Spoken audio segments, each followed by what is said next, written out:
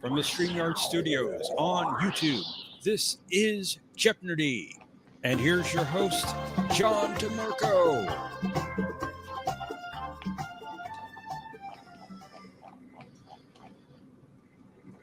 Greetings, everyone, and welcome to this week's edition of Jeopardy!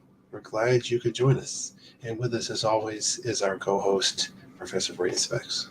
Greetings, everyone. Hello, John. Welcome. Glad you're here. I'll say Glad you're here. Thank you. I want to say a quick hello to everyone who's joining us in the chat, and then we'll bring up our contestants for the first round. Looks like first in the chat was Mikey, who told us earlier in the week, remember the Alamo. Definitely don't want to forget that. It was one of the most important aerial battles of World War II, after all. I want to say hello also to Brad Wolf. Glad you're here. I was just sending greetings also to Jay Aldridge and Thomas Potts, despite his baseless accusations of rigging. Well, we've grown accustomed to that, haven't we, John? That is true. Say welcome also to Gap After Dark. Glad you're here. Hello also, Mercer Create. Greetings. And Omnicast is back. Glad you're here, sir. Make sure I got everybody. And Bird of Prey is joining us. Kapla. Kapla, Bird. Kapla. I think that catches us up. So without any further ado, we'll bring up our round one contestants. Sounds good. Hello to Omnicast, Bird of Prey 5. Hello, everybody. And Captain Mercer. Hey, what's up, everybody? What's up? Not too much. Hello, world. How's it going? Been missing the last couple weeks. Been missing in action. Outstanding. Oh, we're glad you're here today. Thanks. Last Looking week, forward to this all week. Interstellar at this time last week. You were watching Interstellar a week ago? Yes, a week ago today. My friend had never seen it, so we picked the time and watched Interstellar.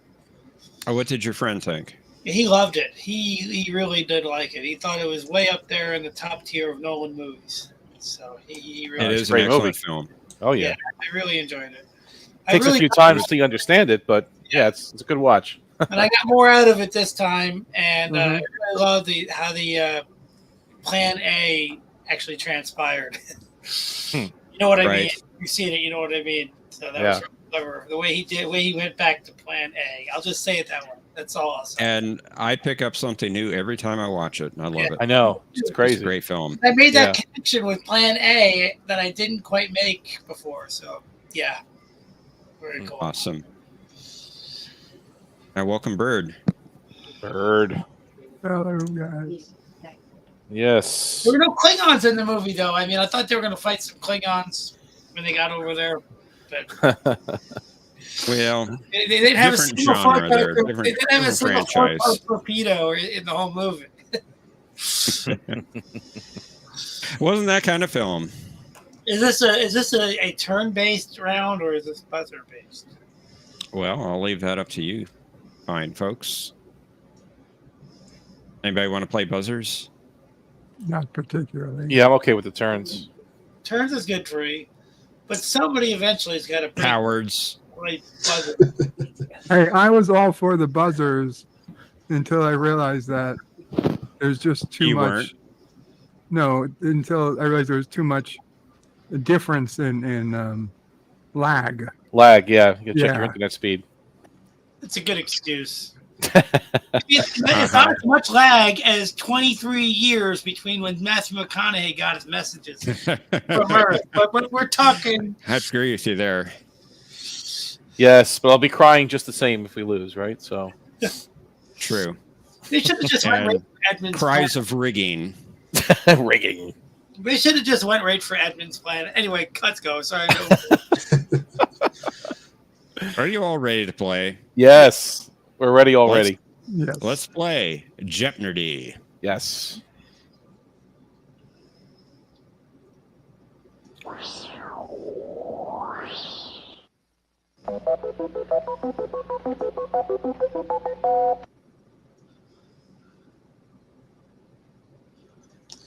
First category is about riddles.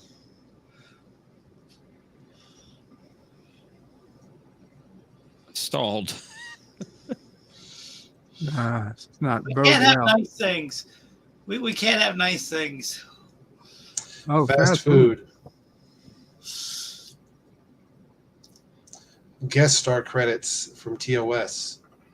You're going to identify the character you're playing. Latin episode titles.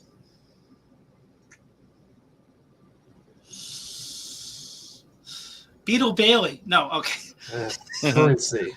Oh.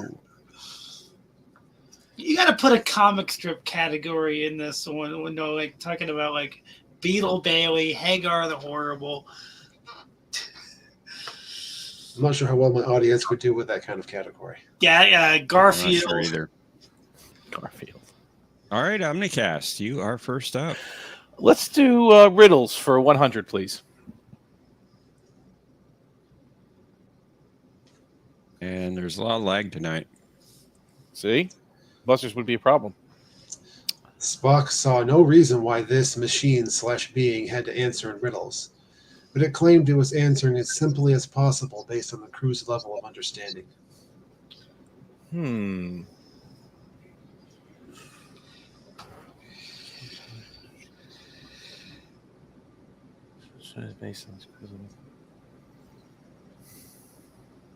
Pass. Bird. What is oh my god. Oh no. Sound like What is someone. a nomad? What is nomad? That is incorrect. Really? Mercer. What is the Guardian of Forever? You got it. See, I was thinking Nomad, too. That's right. All right, Bird. You can redeem yourself. It's your turn. Riddles for 200.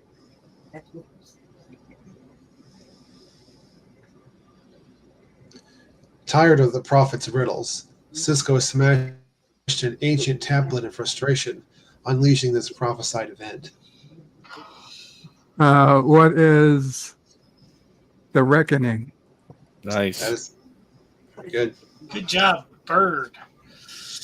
Bird. Very good. Indeed. Very good job. Captain Mercer. I'm going to go with episode titles for Latin episode titles for 300. Okay. After the fact.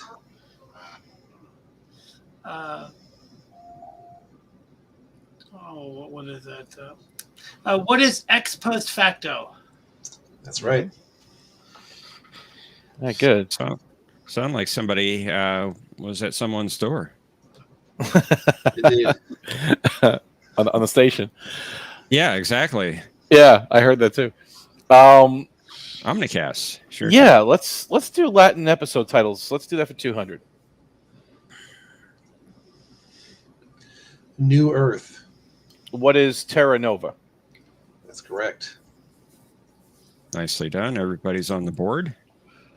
Bird, it's your turn. Let's do Latin for 400. I can't hold the suspense in any longer. Lone voice. What is Vox Sola? You got it. Nice. I know it's going to be the Daily Double, but I'm going to pick Latin titles for 500. All right, Mercer. In time of war, the law falls silent. What is inter einem silent legis? I forgot all the word. What is inter arma einem silent legis? There, you got all the words that time. Yep. There you go. Nice, very good. Thank you. That one's hard to say. Good job, Yeah, Mercer. they didn't say it right in the episode, and I probably didn't say it right, but thanks. Yeah, pretty close. Omnicast. Let's do riddles for 300.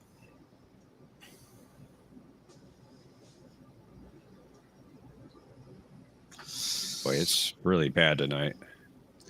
Solving riddles, such as the iconic Alamarine, was how players advanced to new levels, referred to by this term, as they tried to move along home. Can I sing the song? Well, you can, but that's not the answer I'm looking for. What is a shep? There you go. Just think a Beatles song. We'll give you a pass on it. Count to 4. All right, Bird. Maybe. Do fast food for 100. Wait, did he get the answer right? Yes. Yes. Wait. Oh, he did. What did he say? Shep? Shep. Right. Yeah. Yeah, the computer lagged and I didn't hear the right answer. I knew that was right. Hang on. Hang on. We got the next question here. Let's go, John. Dr. Stubbs lamented that this sport was abandoned by a society that prized fast food and faster games.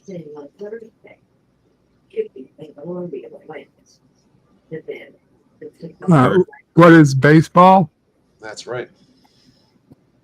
Sorry about that. It's okay. Okay. Captain Mercer, it's your turn.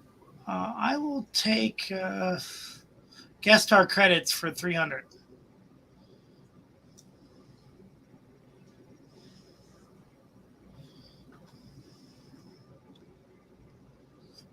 I'm going to have to pass. Omnicast. Who is Kodos, also known as Caridian, That's correct. the executioner? And just a warning, there are some clues in this category where the picture may not necessarily correspond to the guest star I'm asking about. Ah, So you have to read the text on the screen. tricky. Omnicast, it is your turn. And who we lose? He resigned. Omnicast. Oh, let's hold on and see if he comes back. Okay, I get his points. That's the way it No. works. Oh, no, we split the points. No, I have the same amount of points as him at the moment, so I get all his points. No, but we split the points. That's the way it works.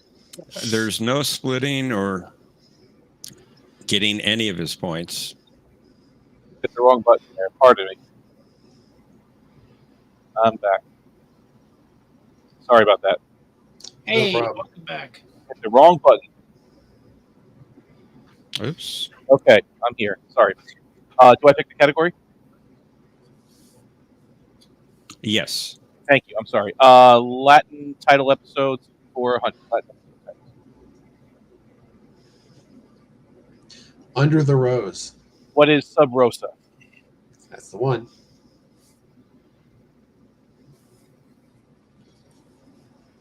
All right, Bird, your turn. Got a tight game going. Do currency for 100. This currency was mentioned in at least 5 rules of acquisition. What is gold press latinum? That's right.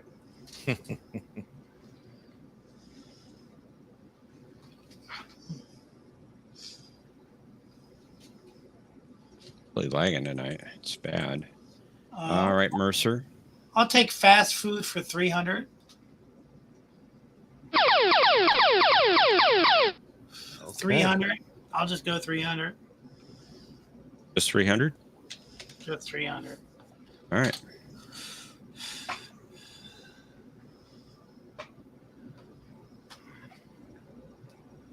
And we have the same problem we had last week, and I don't know why. After being rescued from prison, Paris suggested a mound of this deep-fried side to go with his steak and baked potato.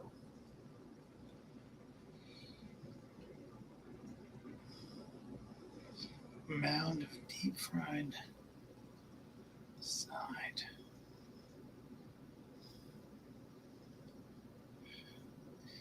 Since I didn't see the episode, I'm just going to say, what is mashed potato to go with the baked potato? I do it all the time. I'm afraid that is incorrect. Okay. He wanted some onion rings. I do have mashed potatoes and baked potatoes when I go. I do. I don't know why I love Mashed potatoes are usually not deep fried. it. Well, I couldn't think true. of anything else that came in a mound. So I just, you know what I mean? Omnicast, it's your turn. Let's do fast food for 200, please.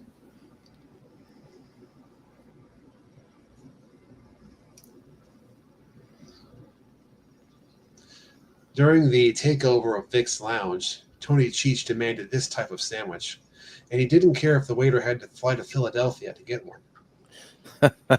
What is a cheesesteak sandwich? That's right. It's a good episode.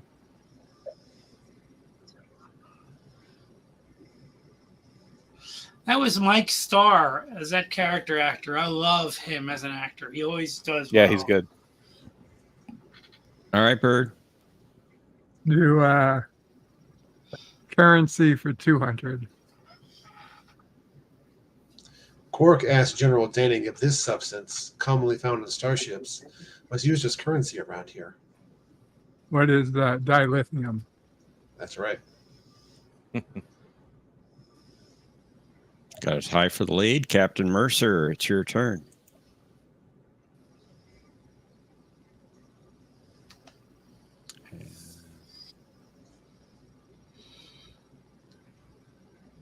Captain Mercer.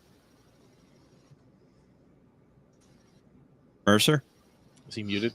All right, I Are will you go mute? for guest credits for 400. Guest credits for 400. Oh, I'm not muted. You're lagging. Who is the Romulan commander? That's right. That's very Romulan commander. Who is the Romulan commander? Very good. good. Yep. Sorry, Mercer, I I was think talking you're- normally, but there was a lot of lag. Yeah, I think you're lagging behind us. You're several seconds behind us. You may want to leave and come back in. Oh, okay. I will. Just let me go. Let me do that.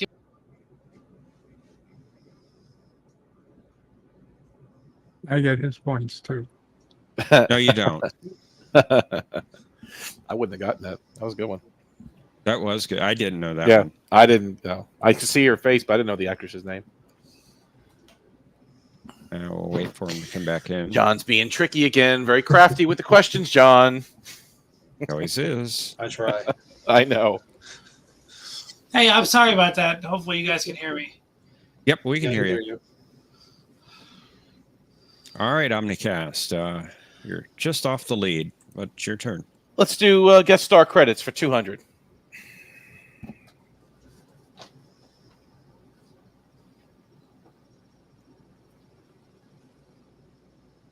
Oh, okay. That would be the venerable Commodore Decker. Very good. Frame, Great phrase episode. that. Who is Commodore Decker? Yep. Don't you think I know that? Don't you think I know that? The worldly planets aren't anymore. Beautiful. They called me. They begged me for help. That's great. 400 of them. I couldn't. No. My favorite bit with him. My favorite bit with him was how particular he was to Spock. He's like, "You can answer the call down here." Down here, right here on my console, right here. That was great. That's my favorite moment. I don't know why I love that. It's good. He acted the hell out of it. Overacted, Yeah, he acted, did. whatever you want to call it. It was great. All right, Bird, it's your turn. Currency for 300.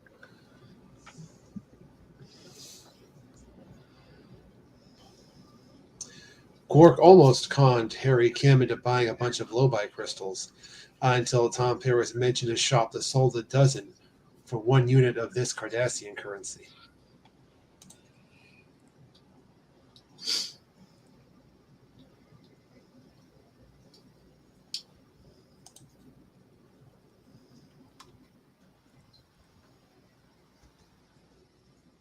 Bird. Pass. Mercer. I know what it's. I pass. I don't want to get it wrong. Omnicast. I don't know if it was ever mentioned again, but it was a Cardassian lek. What is a Cardassian lek?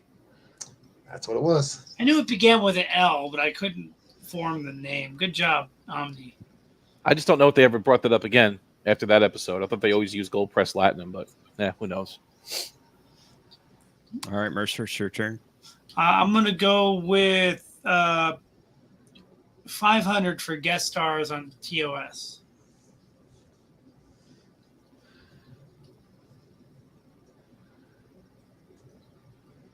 Oh, yeah. who? Oh, I can't think of her name. I know the character. I just can't think of the name, so I'm going to pass. Omnicast. Good clue. That would be. I'm gonna go on a limb. Who is Dr. Daner on the where No Man Has Gone Before?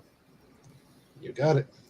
Good job. I could. Your face is unmistakable, but I couldn't blonde. think of the character's name. The walking freezer unit, you know. Yeah. All right, Omnicast, you're starting to build a lead, and it's your turn. Let's finish up guest star credits for 100, please.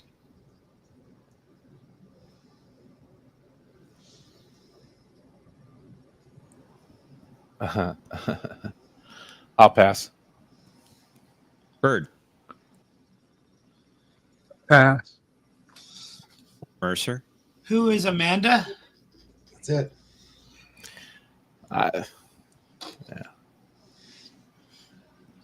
You said it wasn't the picture. No. It's not necessarily. I know. Bird, it's your turn. Do currency for 400.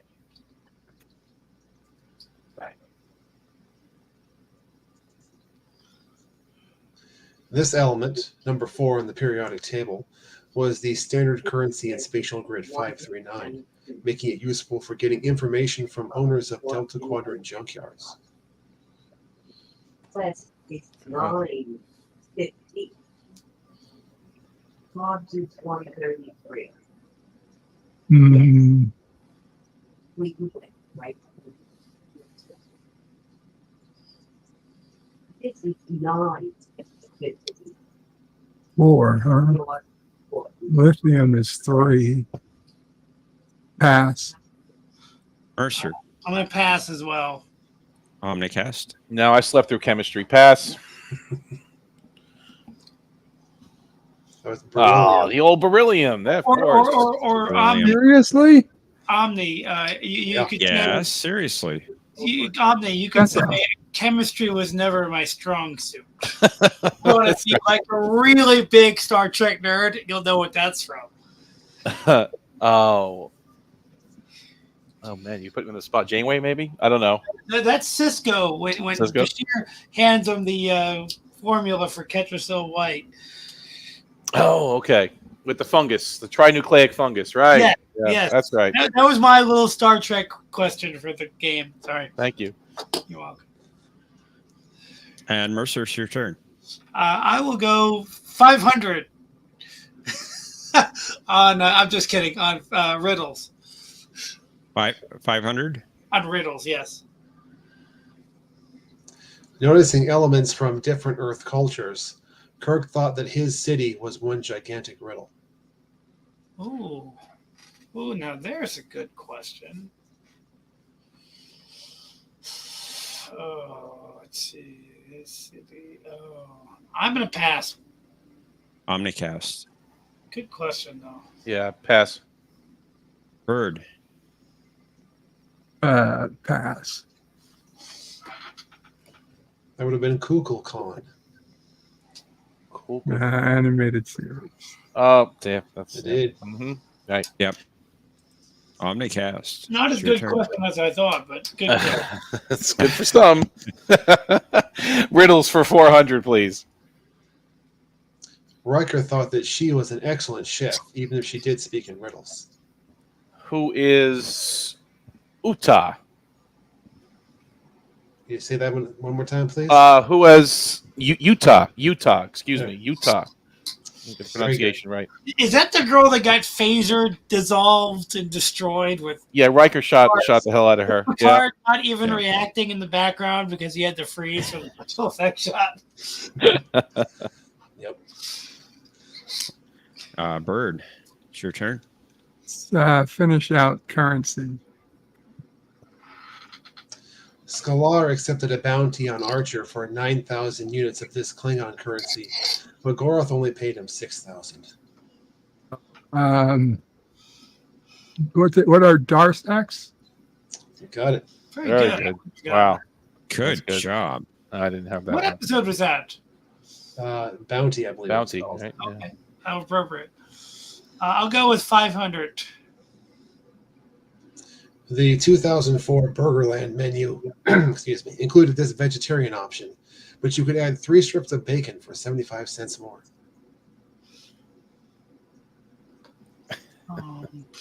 Oh yeah, I know this. I gotta read the question again. What is this salad? Needs to be a little bit more specific than that. Oh, what is a Caesar salad? I'm afraid that is incorrect. Omnicast. John's crafty. We were talking about this last episode. Probably why he put it in there. We were talking about it. I'm going to pass on that as well because I'm not there. Nope. Bird. What is a fiesta salad? Bingo. Good job, Bird. Wow. Nice. I was thrown off because I Nice was thinking that episode would come up in this category, but I was thinking when you said Burgerland, I had myself going to the video game Burger Time. I knew it wasn't a Caesar salad. Yeah. It was something Mexican. Or I love how you can add bacon to it. Omnicast, you get the last That clue. was a Fast great food for scene. 400. 400. Let's close it out. That was a great scene. Yeah. When Tuvok purchased chili burritos, footlong hot dogs, and Goliath gulps for breakfast, Rain thought the food would be more appropriate for an afternoon at this location. What is Dodger Stadium? That's it. And Omnicrest runs away with the points. He took all my points. Not over yet. Oh, no, it's not over yet. Yeah. We got a good game here. Captain Mercer is in third place at 1,800. Birdo Prey 5 has 3,400. And Omnicast is in the lead at 4,700 points. And your final jumping clue is 1984's Ghostbusters. We shall see. We shall see. But I'm going to put in the link to the Cosmobuzz room and to the private chat. The final category clue is Interstellar. I wish. Let's head on over to Final Jeopnerdy. Consider how much you would like to bet on this category. Movie genres.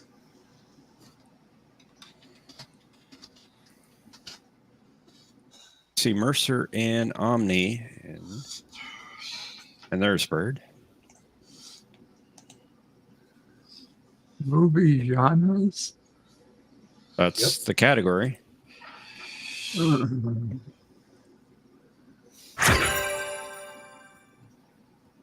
Sorry if you heard that. I always forget to mute that thing. That was my buzz. All right. All right. Ching.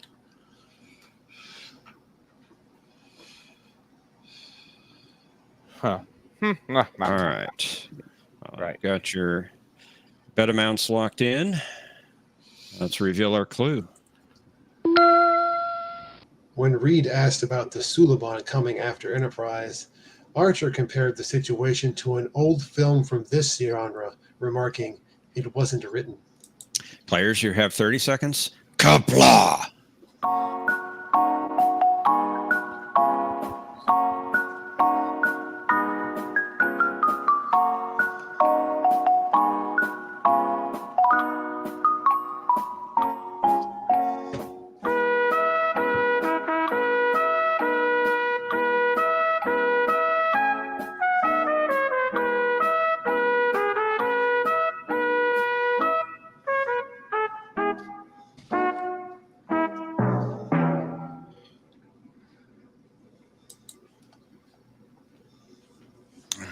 Let's get your Good question. I know response. I thought I knew the answer, but I didn't get. I don't know.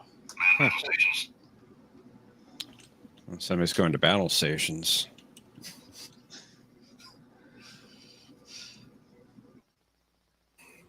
Feel a musical coming on. I hope not. All right, Captain Mercer, you had 1,800 points entering final Jeopnerdy. Your response?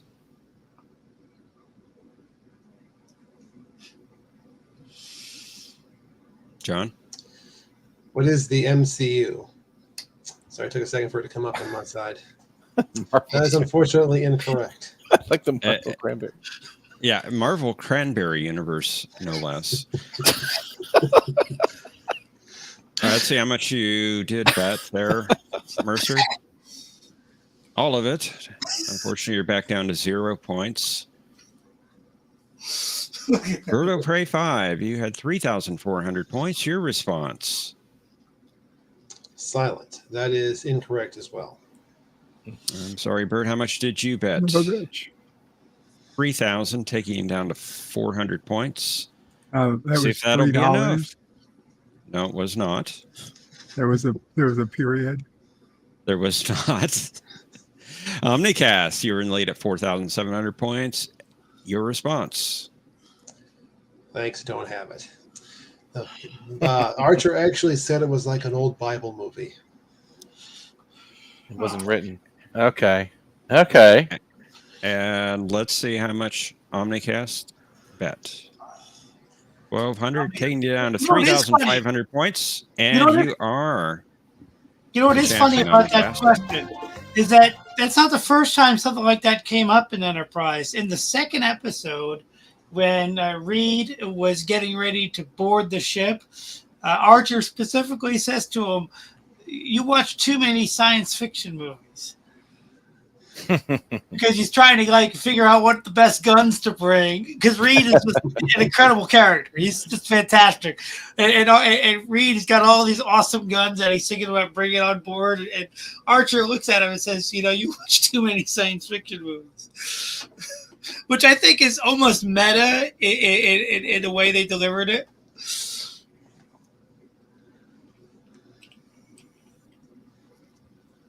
I think it was very clever, very meta line on Star Trek. Thank you, Thomas. Absolutely. Good game, guys. I had a Very lot good game. Very good. Thomas confirms. The Thomas, Marvel there was Cranberry no universe, way you could have seen that. the It Marvel was 3.000. the I was Marvel very- It was Cranberry not. universe. It was is now not over. Bird.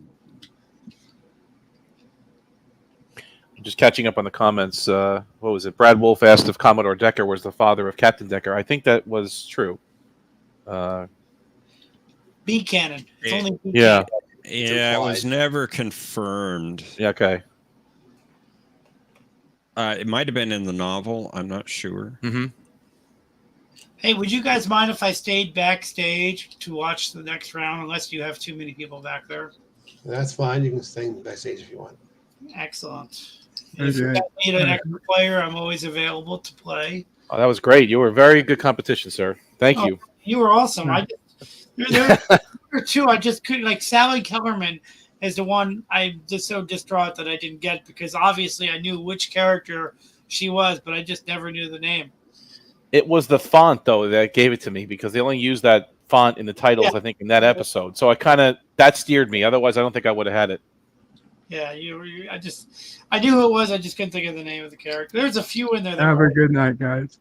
hey, Good good night, night. Thanks for playing, Bird. Thanks. Thanks Thank you, for coming on Bird. the show. This is a great thing to do tonight. I went to a concert last night, so very cool to be mellowing out and watching. Nice. Yeah. Very cool. Okay. All right, I'll stay backstage. Good luck on me. Thank you. Thank Thanks, you. Mercer. Now Thank you, Mercer. We'll bring up our contestants to challenge Omnicast in round 2.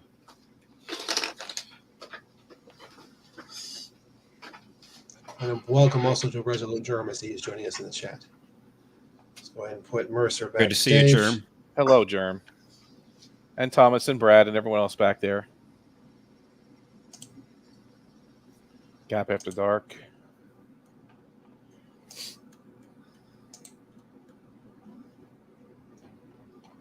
Say hello to Mikey Hello, everyone. and Jay. Hello. Hello, Jay. Jay. And hello, Mikey. Howdy, Professor. I'm just Howdy. glad to be here. And we have another captain with I'm us. so glad to be here. Wow. A lot of Hey, brass. Jay, this feels like Goliath. This feels like Omnicast is Goliath, and we're David. I've been waiting all week. I've been practicing all week for this. That's it. Looking forward to it. Good. Isn't he the one that whooped my butt 2 times last week? I don't know about 2 times. You were right there with me, sir. It was close. I wouldn't call it a whooping, butt whooping. Yeah, one of them was a tie originally. Mm-hmm. That's true. It was. Yeah. We had to go to tiebreaker.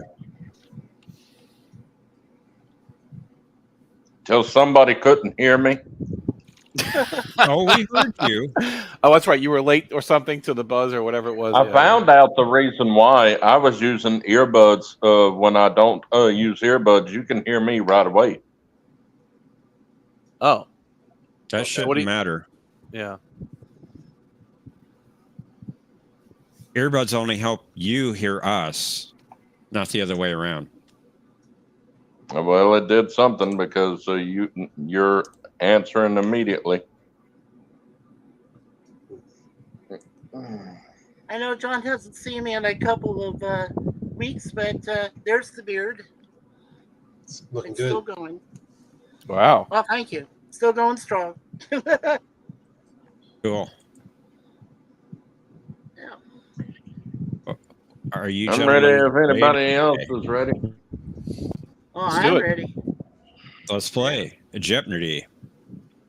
Okay. I love this part.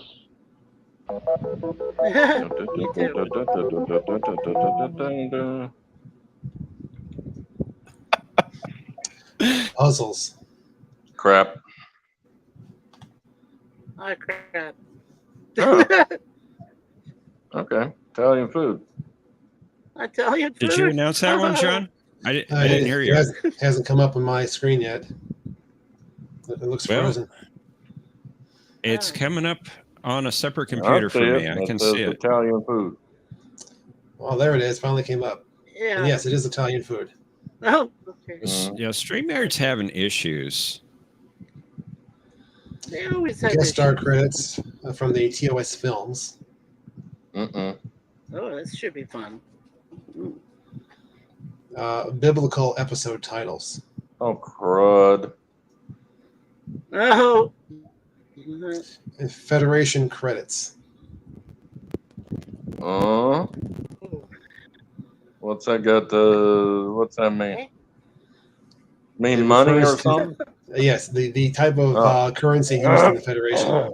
Okay. All right, Yeah. Omnicast, you're returning champion. You go first, sir. Let's do Italian food for 100, please. She brought Phlox a plate of angel hair pasta while some nanoprobes had him feeling under the weather.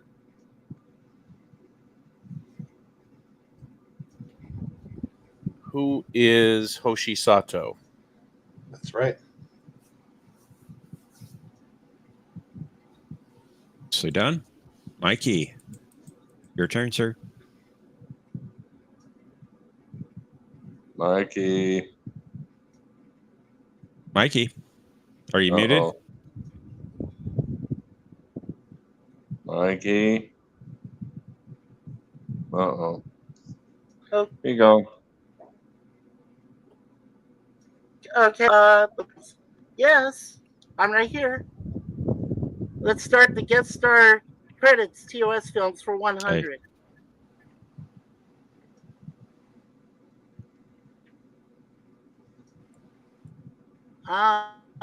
She was. Who is Ilea? That's correct.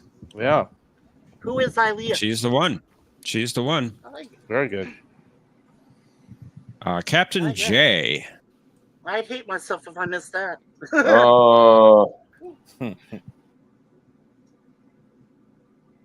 Guest star credits for 300.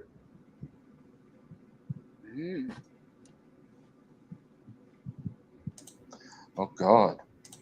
Gotta be careful with this one. Yeah. I don't know which movie it is.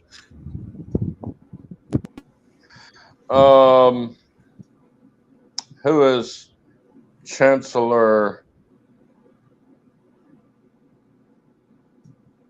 Oh, Frank. Oh, Frank. Omnicast. He was in both 5 and 6. I think this is 5, but I'm not going to risk it, so I'm going to pass. Mikey.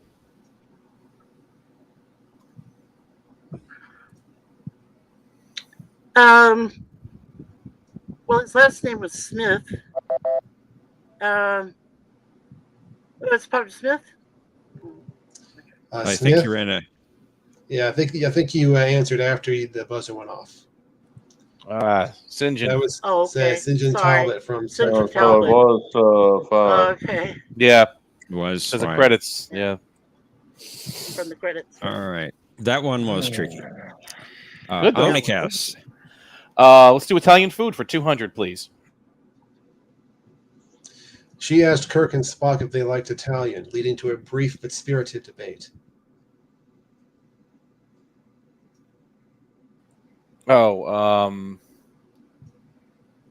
Star Trek 4. What's her name? Pass. Stop playing. Mikey.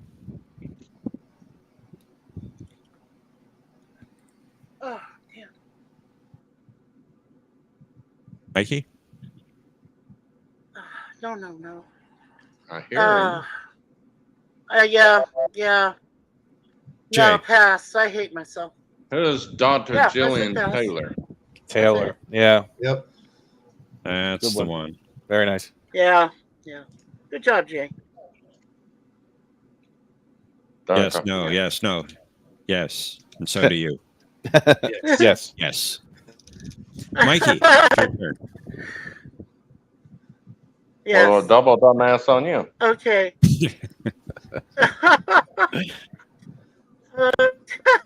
Quick stop. Let's try the biblical episode titles for 100. All right. Biblical episode titles for 100. The presence of the USS Defiant has wide-ranging consequences in the Mirror Universe.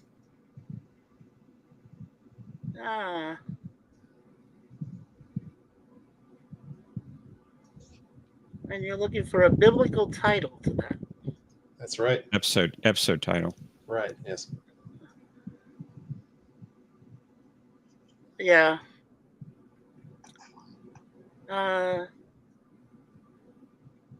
What gods might put asunder? That's incorrect. Jay. Okay.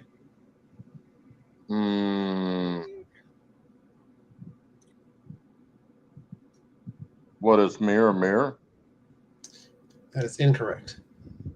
Omnicast. No, I'll pass that one. Really thought that would be easier. That was In a Mirror Darkly. Mirror darkly. Yeah. Indeed. A mirror darkly. Oh, okay. Captain Jay, it's your turn.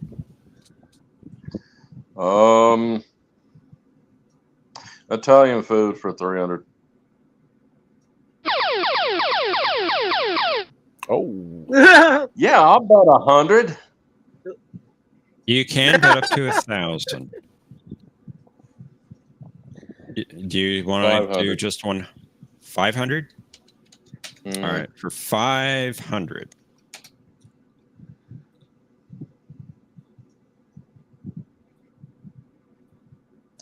When Julian was awoken by what seemed to be an amorous jadzia, he guessed that he was having an allergic reaction to this Italian appetizer he replicated for lunch.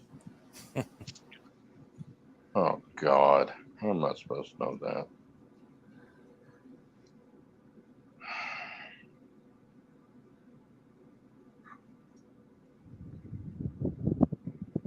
What is spaghetti? I'm afraid not. Yeah, that's what I figured. Antipasto. Antipasto. Antipasto? Sorry about that, Jay. Antipasto. Antipasto. It's still early, though. You can get back into it. Omnicast, it's your turn. Let's do Italian food for 400. Jordy offered to prepare this Italian dish for the real Leah Brahms after her holographic replica mentioned that she liked to make it. What is fungili? That's right. Now, why couldn't that have been the daily double? Because that one you knew, right? Yep.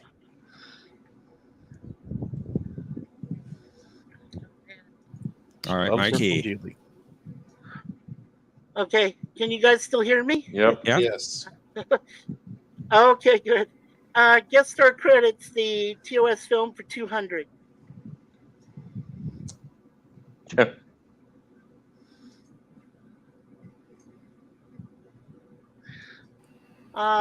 Who is Check, Carol check. Marcus? That's correct.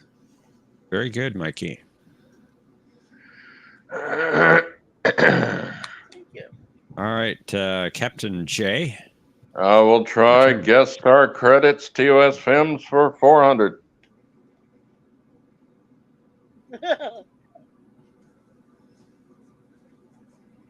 Crap.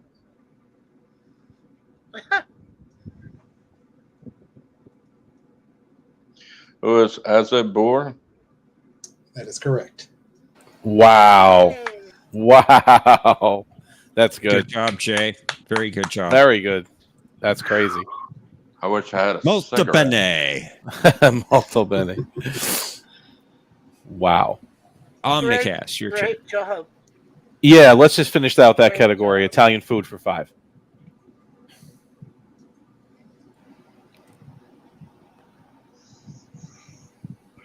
Maybe. Maybe. We'll get there.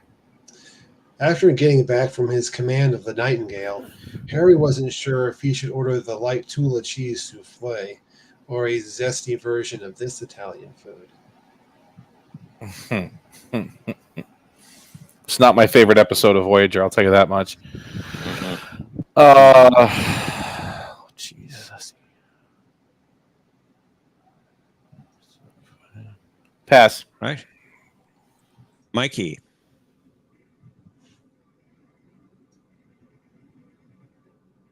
Oh God. No, I'm terrible. I know it's from Voyager, but I'm terrible with Italian food. Pass. Come on, Jay. Or, Jay. Hard pass. I actually knew this one. It was Garfield's Oh, favorite. God. Lasagna. Oh. Lasagna, I love yeah. that. oh, I love lasagna. okay. A good Stouffer's lasagna. All right. Hmm. You can do better than that. Yeah, but No, I can't. Yes, That's you the can. best in the world. the best in the world. Well, if Not you bad in a say pinch. so. Yeah, that's it. I do say so. Mikey, it's your turn. Okay, let's finish up the guest star credits for 500. You All would. right, for 500.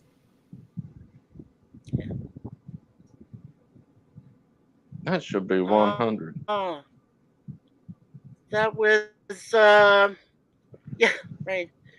I can't pronounce her name, John, but I know that's from Try's best. Star Trek 3: The Search for Spock.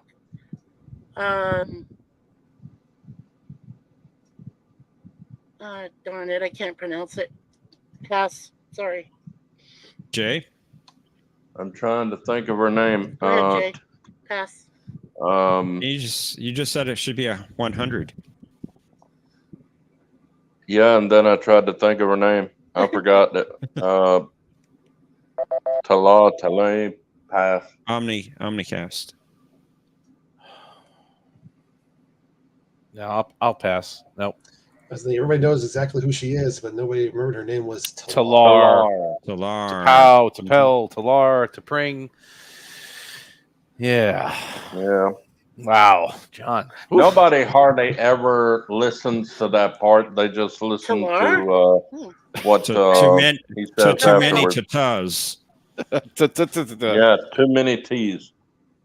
All right, Captain J, it's your turn. All right. Federation credits for 200. The Federation bid for use of this apparently stable phenomenon included a lump sum of 1.5 million Federation credits, plus an annual payment of 100,000 credits. Mm,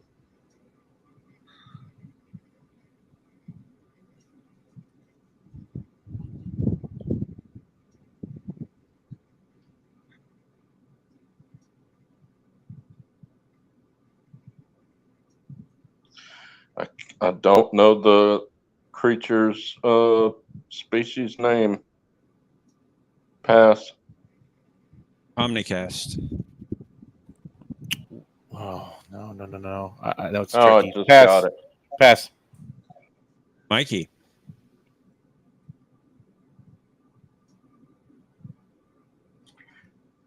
What is gold? That is Gold. incorrect. Barzan The wormhole. bonsai, Yep. bonsai, Tarzan. wormhole. I was right there. Bonsai. Tarzan. Yeah, Is that what it was? that's it. Tarzan, That's it. yeah. That's it. Ah, Yeah. damn. I was trying to I think was of thinking what it of, started sorry, I was with. just thinking of a The price. yeah, sorry, I was just thinking of a currency thing. I wasn't thinking of a place. Sorry about that. Yeah. Omnicast. Yes. Again, I Let's am not doing do good. Federation credits for 100, please. He negotiated a price of 6 credits per treble with one customer, but gave Uhura a free sample. Who is Cyrano Jones? That is correct. He's the one. Dadgum, dude, you're the best. Oh, come on. I have to stop and think. You just get it immediately. You knew that one. You come on. You knew that one though. It took me a second to think. Oh, I I okay. knew that one. You win it I knew immediately. Cyrano. I knew that one. Cyrano. Old I Cyrano. hadn't seen that in a long time. Yep. Well, you have Okay, 2 different puzzles for episodes to 100, view it guys? in. Right. You got the S9. Nobody and you ever got- watches the animated one. Yeah. Oh, he was. No. He wrote an Puzzles. episode of the animated series, didn't he? That actor that played him. He wrote something. Sounds familiar. Mm-hmm. I don't know. All right. Puzzles for 100, says Mikey. Yes. What? LaForge and Data developed a plan to send him back to the Borg, programmed with a paradox designed to form an endless and unsolvable puzzle.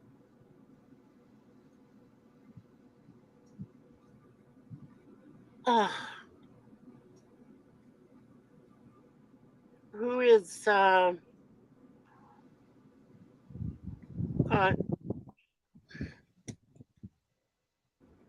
Lucci or Lukey or Lucy or something? I can't. Damn it! I can't remember. Pass. Is that your answer? Captain J. Who is Yes. Hugh? That's That's it. correct. Third Yeah. of 5. That was it. I could. Yeah. All right, Captain J. I'm gonna try Federation credits for 300.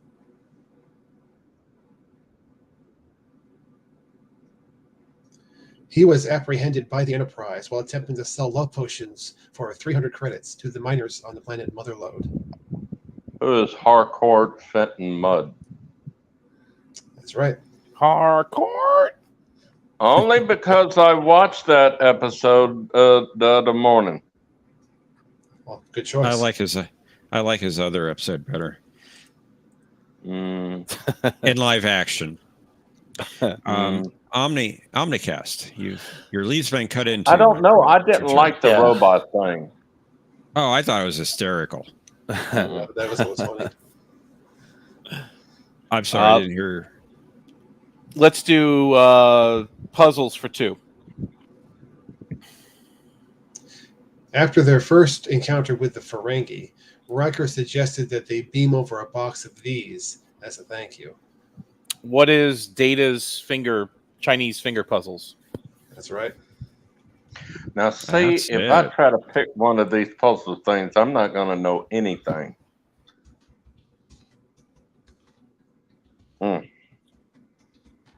Mikey, it's your turn. I'm having a hard time myself. Biblical episode titles for 200. Janeway takes 3 underachieving lower deckers on an away mission.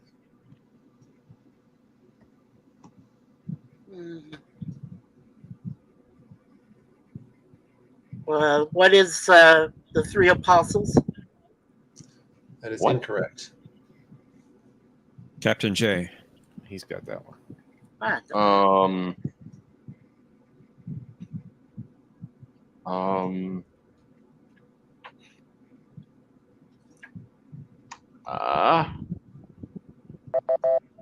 I don't know. It. Omnicast. What is the Good Shepherd? right. Frack. Is that right, John? Yes, Did I that is say correct. it right? Okay. Good Shepherd. Okay. The Good Shepherd. Captain J. It's your turn. Puzzles 300.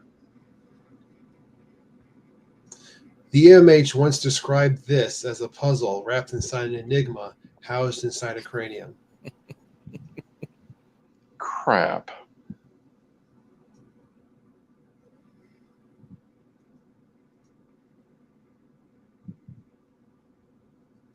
Pass. Omnicast. What is the Vulcan brain? That's it. Wow. Brain and brain. What is brain? Indeed. Omnicast. Puzzles 400, please. During the stay on the catwalk, Archer helped a crew member complete her crossword puzzle by naming this first Vulcan ambassador to Earth. That's really obscure. Oh no. Pass. Mikey.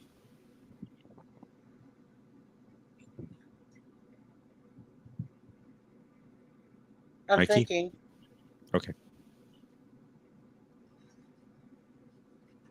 Who is Sarek? Who is Sarek? That is incorrect. Captain J. I don't know her name. Pass. Name was Solkar, which you might recognize from Star Trek 3. I thought you were looking for the crewman. Solkar. Oh, okay.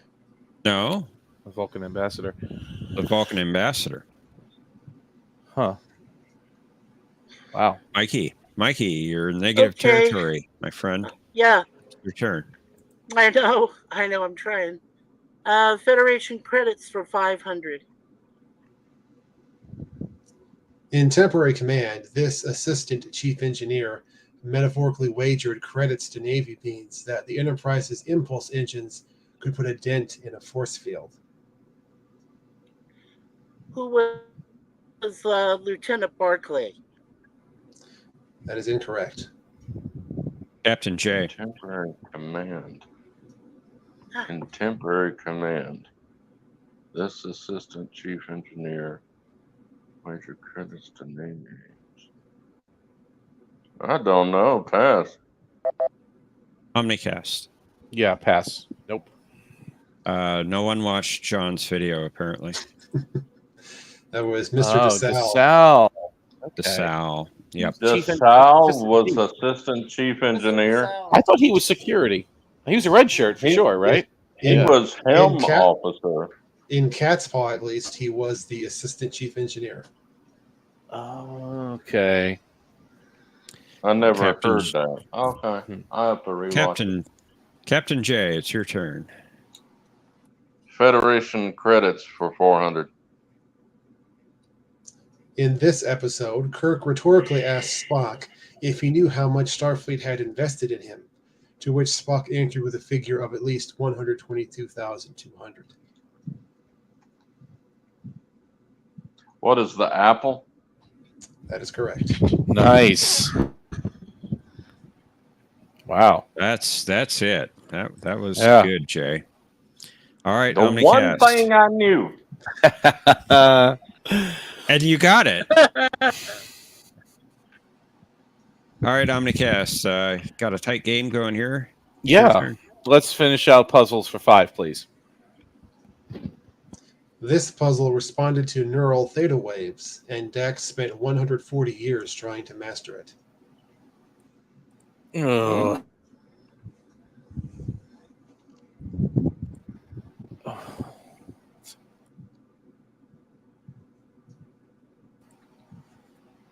Pass. Mikey.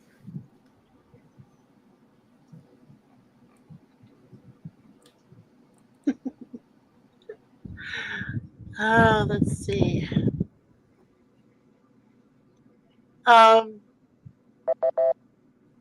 What is a wormhole puzzle? Captain J.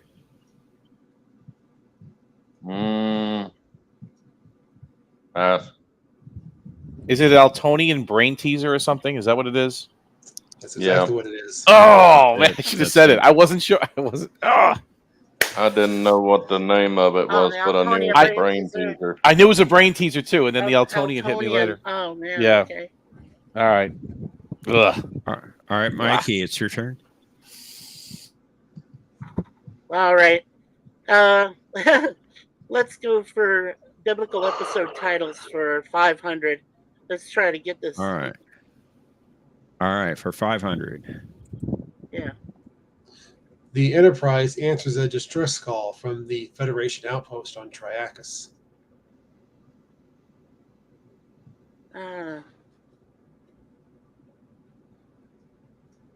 It's got to be TAS.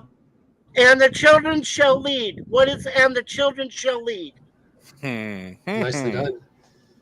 Very good. Very good, Mikey. How did you figure that out? Not TAS. It sounded like TAS. Triacus. All right, Captain J. Melvin Maybe Belli. maybe 400. you'll choose one that is TAS. All right, for 400. Knowing my luck. Caught up in a Klingon attack, Jake grapples with the possibility that he is a coward.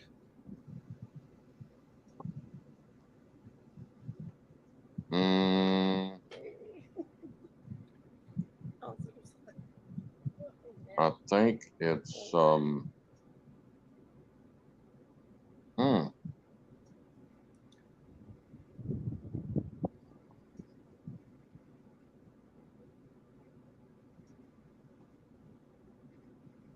I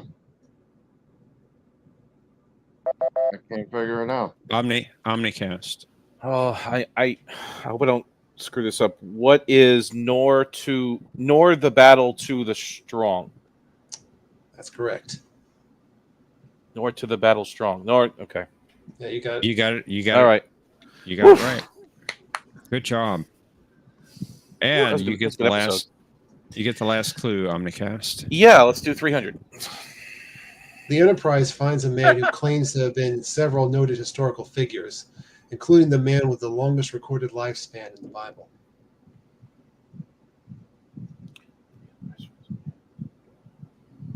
Requiem. What is Requiem for Methuselah? That's correct. Mr. Flint. Nicely done. Very good. Thank you. Excellent. Yes. Mr. Flint Da Vinci. Yeah. Yes, Thomas. I'd like to thank Melvin Belli, rest in peace, for getting me this far to the final Jeopardy question. Yes, you get to join in on Final Jeopardy. I just put the link to Cosmo Buzz in the room again. Attack of the Zombie Jeopardy. It's the same room. Got it. Okay. And let's head on over to Final Jeopardy. Okay. And Jay, are you mine's able loading. to use? Give me a minute. No. I love the comments. I'm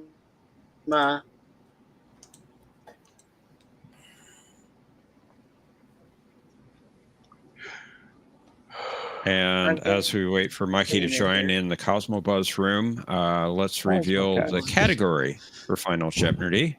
Oh, Yeah, Westerns. Oh, frack.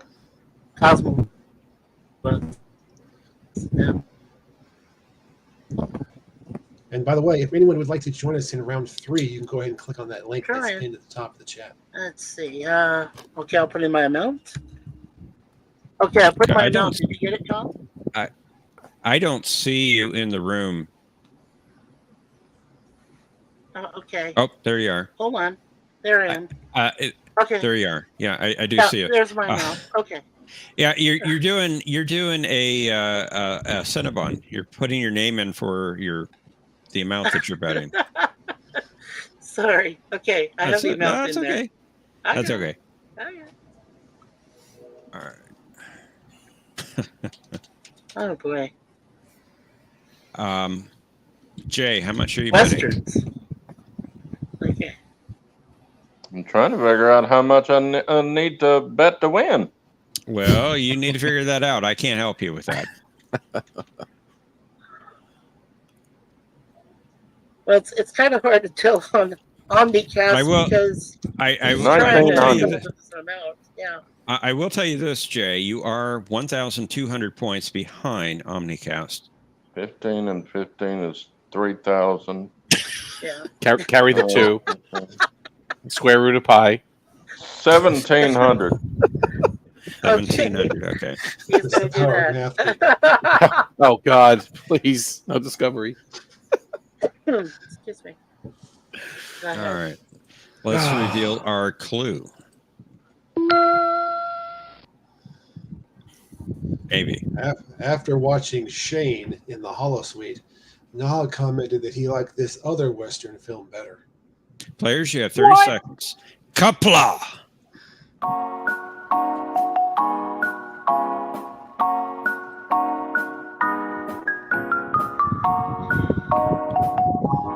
And Mikey, we lost you in the Cosmobuzz room. Oh, I just sent her my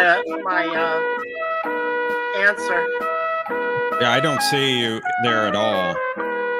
Oh, I answered.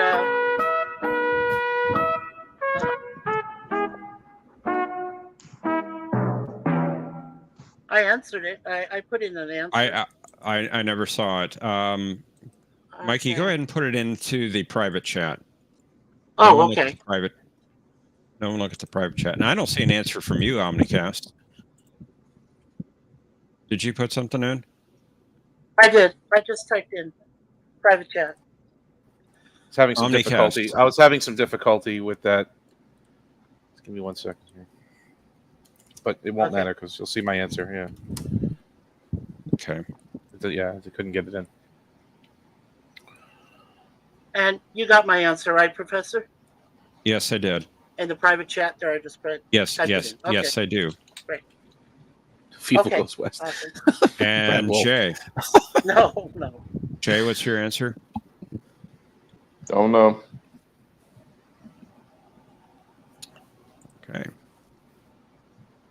Mikey had 200 points entering Final Jeopardy. His response to the clue. It's not coming up on my screen for some reason. What is Sorry. stagecoach? What is Well, Stagecoach? Stagecoach. Yes, that is incorrect. Oh, How much did you bet? All of it. Came I down bet to it all. 0. okay. Sorry about that, Mikey. Captain J, you had 1,900 points. Your response was you didn't Not a know. dang thing. Yeah, I didn't know that one either. And you bet Yeah. 1,700, taking it Okay. down to 200 points. And Omnicast had the lead at 3,100 points. Your response. You don't know either. I guess that was a tough one. Yes, it was. He preferred The Searchers. The Oh, search. the Okay, Searchers. Well, that also had Well. John Wayne in it too. Let's see how much Omnicast bet. Yeah.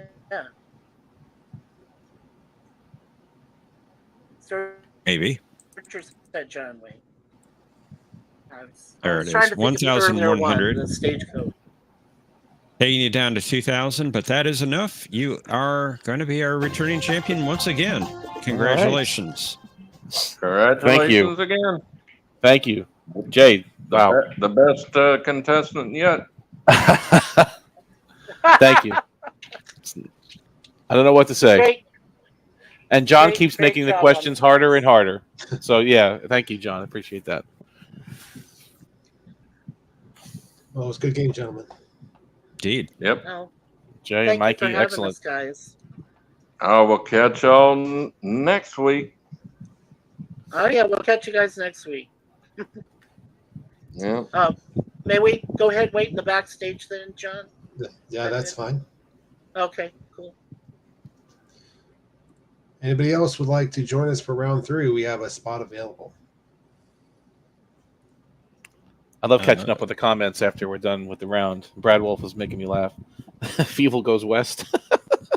What do you mean? So Western. Bible? Fievel, excuse me, Fievel? American Tail, Fievel. Yeah. Yeah, Bible. What's the Great. Chris episode? Former Mr. President's Trek show. Oh God. Nice beard. Thanks guys for making me laugh, Kronos. And welcome, Kronos. DeSalle, this guy who screwed over Geordi. No, that was on the original series, right? Yeah. Oh my God. I thought that DeSalle was security or something, though. I didn't think he was engineer, but I guess you're right. On the cat's paw. We got a promotion.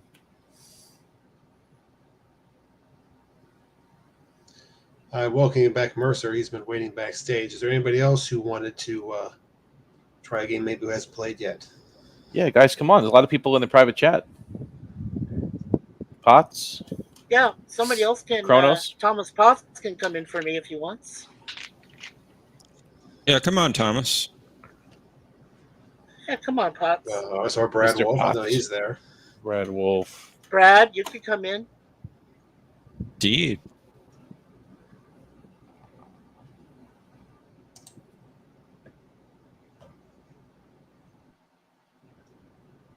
Oppenheimer. It's pepperoni bagel. I love catching up on the comments. You guys are great. Well, Thomas claims that he's retired. Well, he can I'm just pull retired? He can just pull a Tom Brady and come out of retirement. Mr. Potts. Report to your Potts says he brother. was retired. Oh, it looks like Brad Wolf is going to join us. Okay, Excellent. good, Brad. And where's that Cinnabon? He said he was going to play Good this question. week. Yeah. Cinnabon disappeared somewhere. He's watching Strange New Worlds. Well, yeah, he did love the last episode. Maybe laugh. God. Maybe that's why he's not here, because I suggested there might be a points penalty for defending that episode. A handicap? That's Yeah. not. Something like that. That's not cool. That's not cool. Subspace Rhapsody? Oh. Or claiming something that's Just- canon.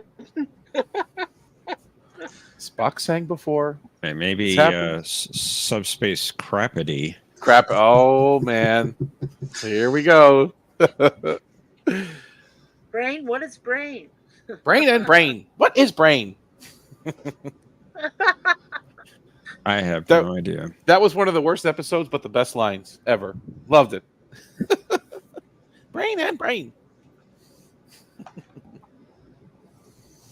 And it's so simply named Spock's brain. Spock's brain. Who simply named Spock's brain? It's so easy. A child could do it. Poor Dr. McCoy. I forgot. I forgot. I forgot. I'm in the middle of it. I forgot. My brain is gone. I can't think. Come on, Bones. Yes. You said a child could do it. A child. That's terrible. I think Brad Wolf is trying to join us. Is Brad Brains are coming in? squishy. Okay. Yay. Yay.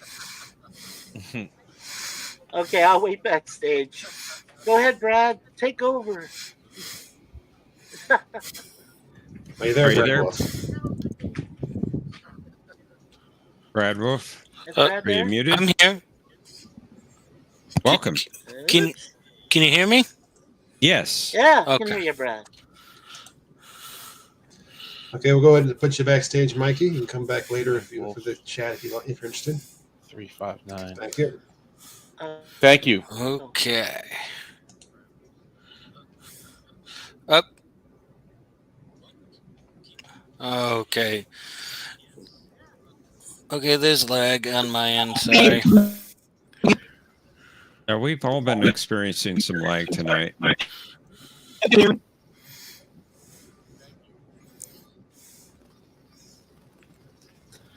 you hear me? Yes, we can, Mercer. Oh, good, because I just had like a strange astronaut behind my bookshelf.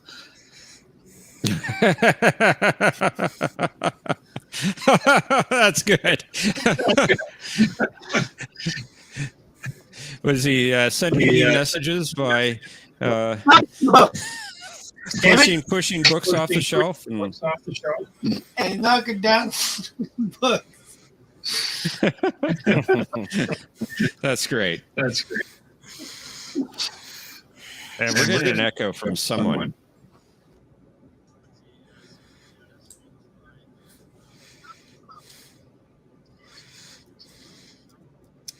Brad Wolf, are you with us? I'm hearing everything repeat. I'm not sure what's new and what's not. Okay. I'm the only one talking right now. Or am I echoing? Close out the YouTube channel. I if was you the have only that. one talking. Maybe his YouTube is still open. Oh, Yeah, is your maybe. YouTube Yeah. open? Okay. Yeah. Good catch. Yeah, if Omnicast. YouTube is open in a different tab, if YouTube is open in a different tab, it'll be like 3 seconds behind, and it'll sound like an echo. Okay. Yeah. No.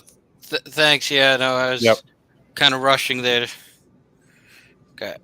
I'm good now. You were drafted. I've done that before. It's easy to do. Well, are you all ready to play? I am. Yes. Mercer, Open are the you pod ready? page doors. I'm ready. Open the All pod right, doors, let's Al. play Jeopnerdy.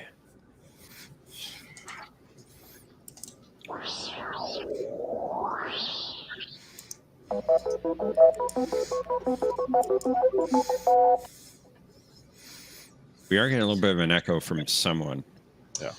Board games. Restaurants. Guest star credits DS9. Shakespearean episode titles. And salaries. Oh boy.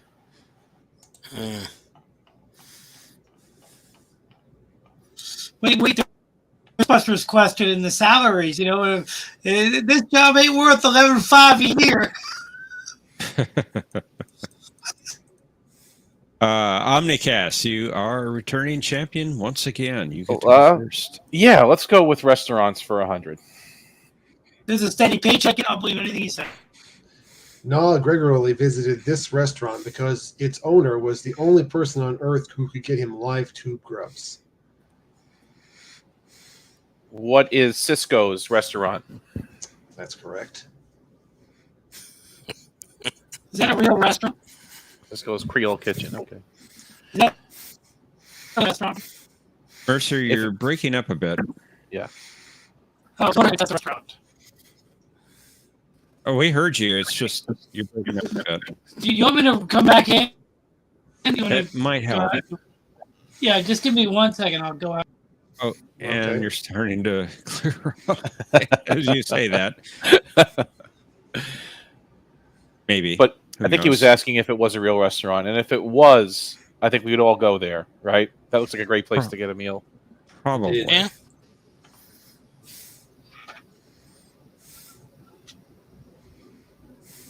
All right, Mercer, you're back. Okay, great. I'll take board games for 300. After Neelix left Voyager, he and Seven played this game over subspace. Pass. Brad Wolf. Pass.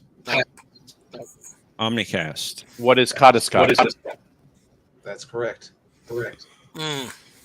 Okay, and we are still getting an job. echo. Good job. I think it's from probably Mercer. me. I'm gonna mute. Yeah.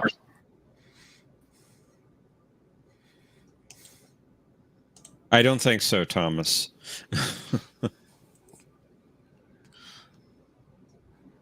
Okay. Brad Wolf.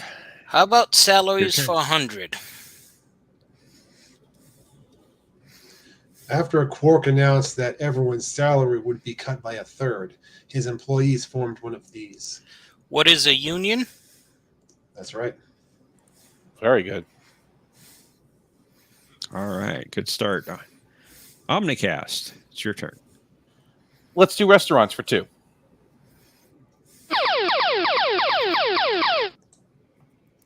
All right. Early in the game, you have 500 points, but you can bet up to 1,000. Let's do 200, like I said. That's fine. All right, for 200.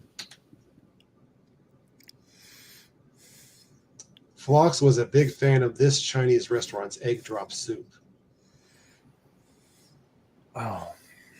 Who is Ming's? Ming's restaurant? I'm afraid not. Oh. That was Madam Chang's. Madam Chang's. Ming's. Chang's. Chang's. General Chang.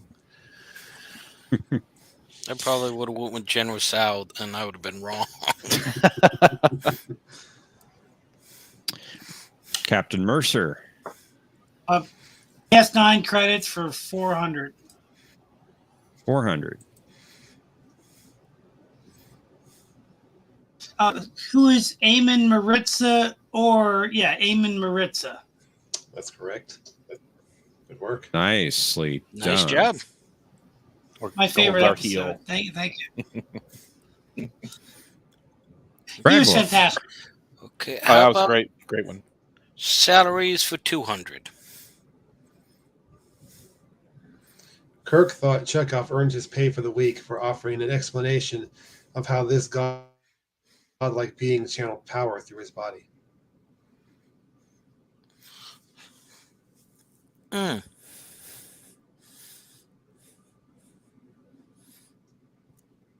No, it's not coming to me. Pass. Omnicast. Who is Apollo? That's correct. Okay. Yeah. Great question, by the way. Great formula Yeah. for a question.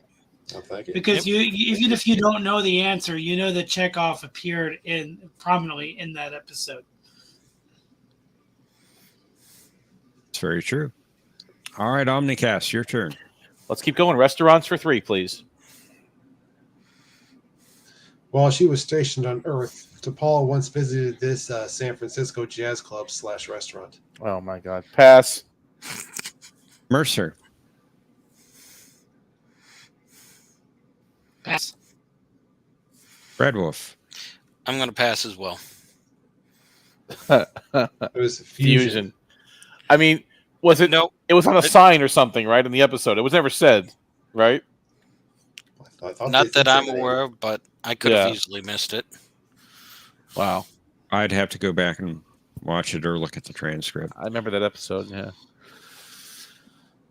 All right, Captain Mercer. You got the lead and control.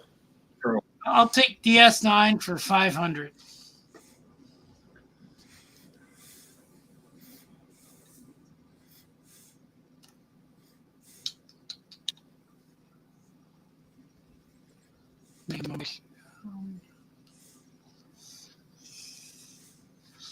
I know which episode this is, but I'm gonna have to pass.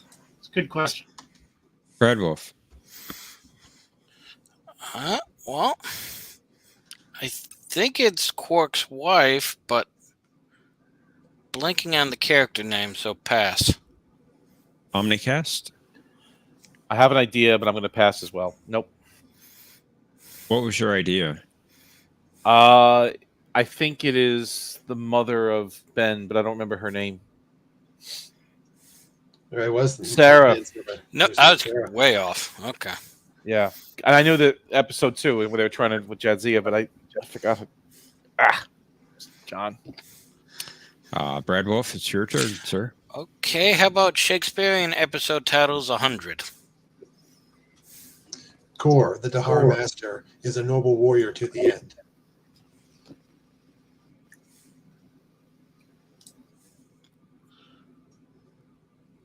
Oh, I can picture the episode, but I'm gonna pass. I can't. Omnicast. What is Blaze of Glory? That would be incorrect, I'm afraid. Oh, Captain Mercer. What is Once Run to the Breach? That's it, my friends. Nice. Nice. very good. All right, very good, Mercer. Omnicast, your turn. Let's finish up restaurants. We'll try to. 400.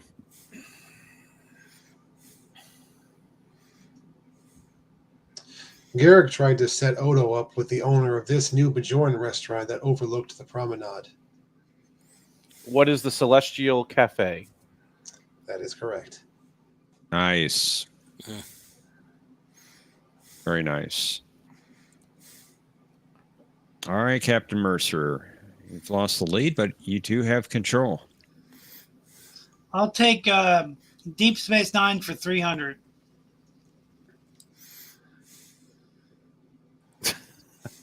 Oh, that is who is what's the name of that character? I can't think of the character's name, but I know who it is. Pass. I'm gonna kill myself when I. Brad Wolf. Pass. Omnicast. House of Quark. I pass. Don't remember. His name was Never heard. Yeah. Tumac. I've never I heard remember- of the right. What a great voice! Yes. Indeed. Are you sure he wasn't the older? Isn't Tumac's the older? Right. Yeah, he's the old one. Yeah, because Dagor is the younger. Okay, took me Yeah. a second. Yeah, but I love his. He was also the Cardassian informant in Improbable Cause, Indeed. and he's got a great voice. Gamesters of Triskelion. That too. All right, Brad Wolf. Board turn. Games 100. After being defeated, Spock recognized that Kirk's illogical approach to this game did have its advantages.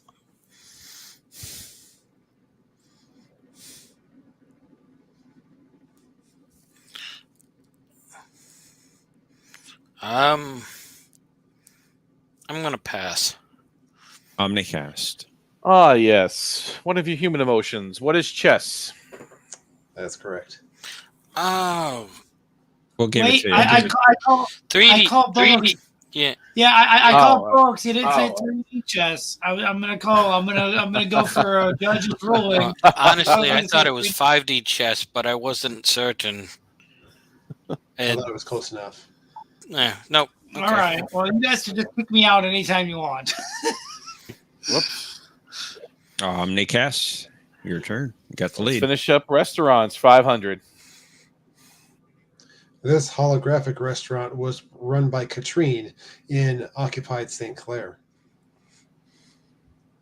Oh.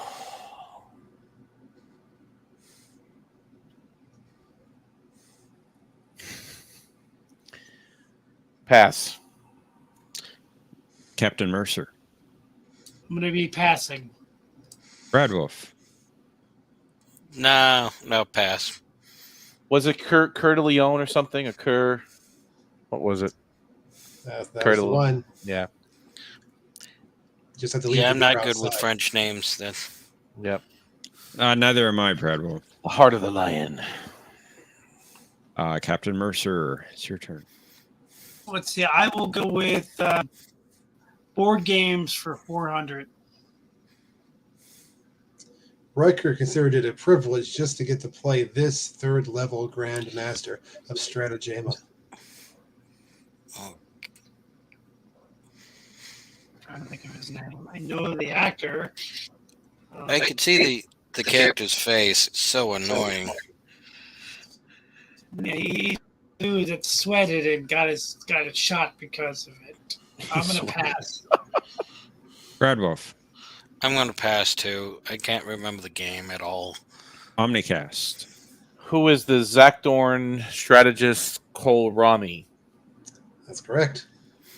You guys know what I Good job. He sweated and got shot. Cyrna. for it. Brad Wolf. Good job. Okay, let's go with Board Games 200. From the age of 5, Tuvok took lessons from a master in this game.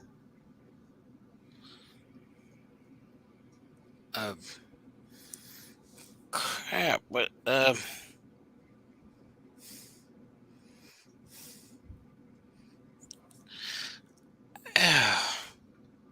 can see him playing it, but I can't.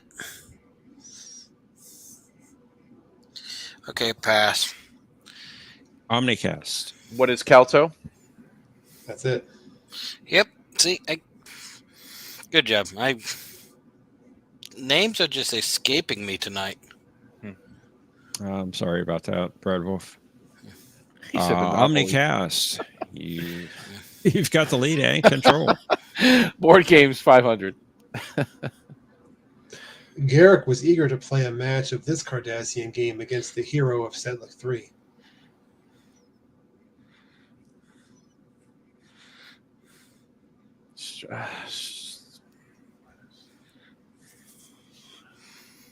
What is Kotra? Nicely done. Wow. Yeah. Wow. Kotra. By the way, Omnicast, you might be interested. The Garrick novel is out on audiobook with Andrew Robinson reading it. Oh, I would like. That sounds good. I should check that Nice. out. Yeah, time 20 years ago, which takes place after the now audio, and he's reading it. He wrote that book, though, didn't he? He wrote it. He plays the character. And What is Go Fish? Captain Mercer. I want to know if you have Kermit helping you tonight. It's your turn. probably do. Shakespearean episode titles for 400. Dr. Stanley Adams has developed a very dangerous device on Tantalus 5.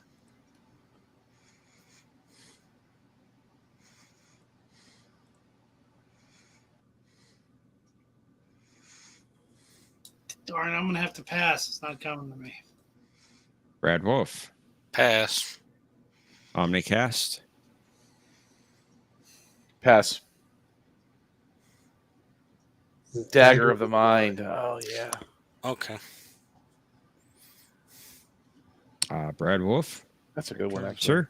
Sir. Okay.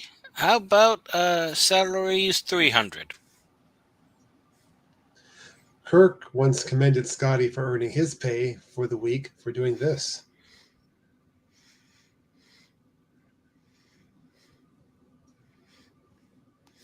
Well, it's probably not drinking scotch, so I'm going to pass. Omnicast. Oh, I think I know, but pass. Captain Mercer. The answer is it's one of two answers. What is getting the phaser bank fully charged on the Constellation? You got it. Yep. Yes. It was either the view screen in the auxiliary control room or the charging the phaser bank, and I was kind of doing a 50-50 on it. Yep. That's it. Phasers. That's great. I got one bank recharged. That's a great It was a tough one, though, because it could have been the view screen. In my memory, I couldn't remember. Kirk was working on the view screen. That's right. Okay. Omnicast, your turn. Let's do guest star credits, DS9 for 100. This is tricky, though, because he's been in a few episodes, seeing different characters, but I'll take the easy one. Who is General Martok? That's right. But he's been in a few things. Yep. True. Tricky. Tricky Love because Well, Power Talk. it was the 100, so it was probably the All right, obvious yeah. one. Indeed. All right, Captain Mercer, your turn, sir. I'll take Shakespearean for 500. According to a line from King Lear, this is what it is like to have a thankless child.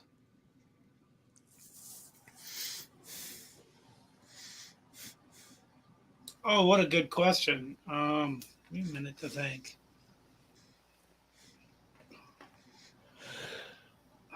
It's gonna kill me.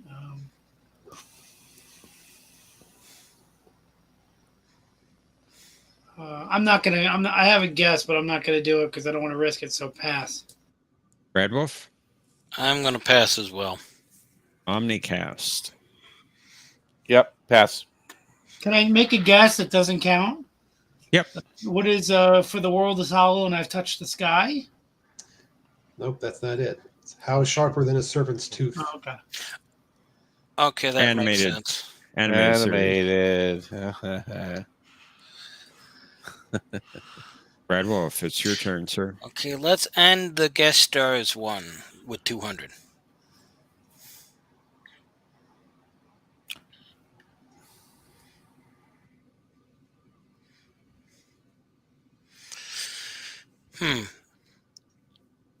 Okay, I'm going to pass.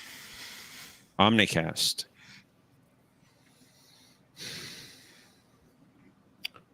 Played Skeletor. Pass. Captain Mercer. Who is Koloth? So close, but no. That was Kang. Kang. Oh, okay. Hmm. You know what the problem is that I'm having a Klingon afternoon. What's a That could be a Klingon problem. afternoon? Too much There are bloodline. Klingons on the station. I have a Klingon afternoon. But this is probably the most Klingon afternoon I've ever had. Oh, dear. All right. Well, Omnicast, it's your turn. Salaries for 4, please. In payment for a favor from the Orion Syndicate, the Tegan mining business had to provide this woman a job with a salary but no actual work. Oh, that episode.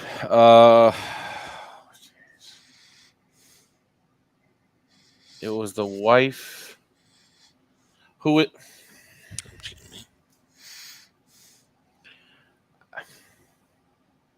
I don't remember her first name. Pass. Captain Mercer. I can't remember. Pass. Brad Wolf. Well, I could remember it's O'Brien's friend's wife, but I can't remember the character's name either, so pass.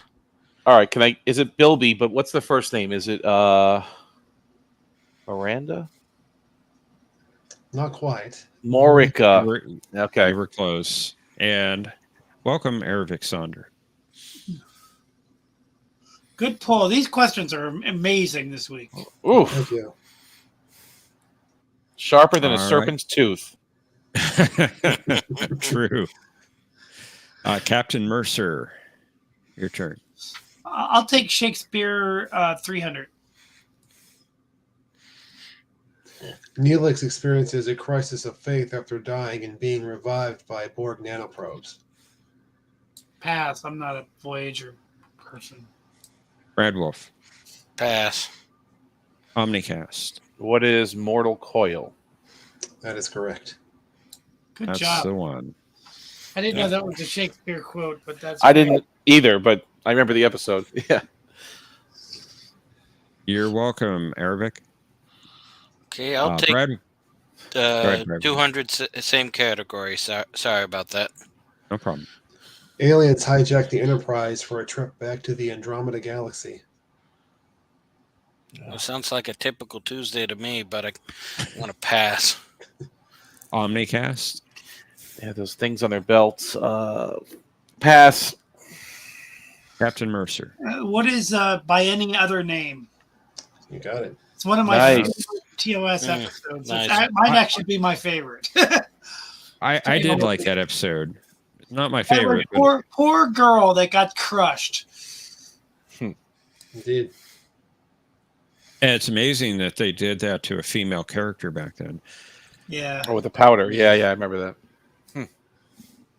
All right, Omnicast, you get the last clue. Salaries for 500. Finish it up.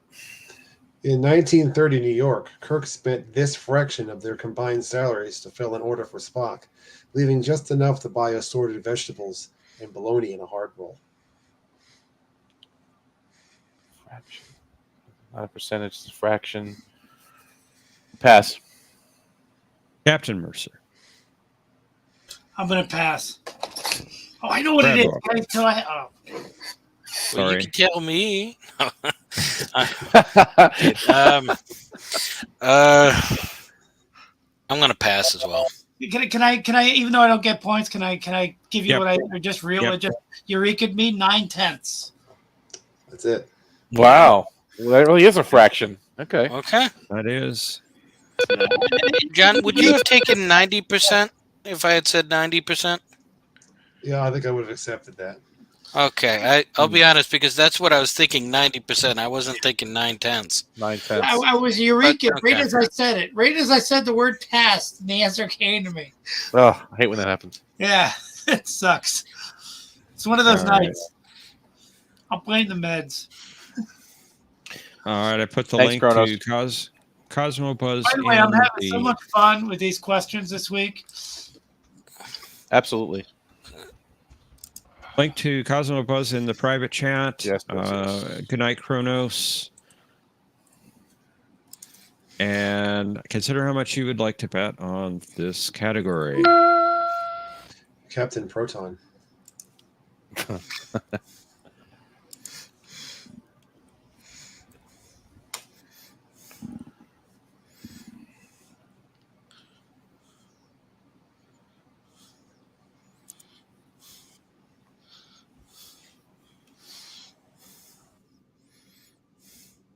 All right. Let's reveal our clue as I clear your text entry boxes. Seven briefly played the role of this secretary, easily defeating Satan's robot. Players, you have 30 seconds. Kapla!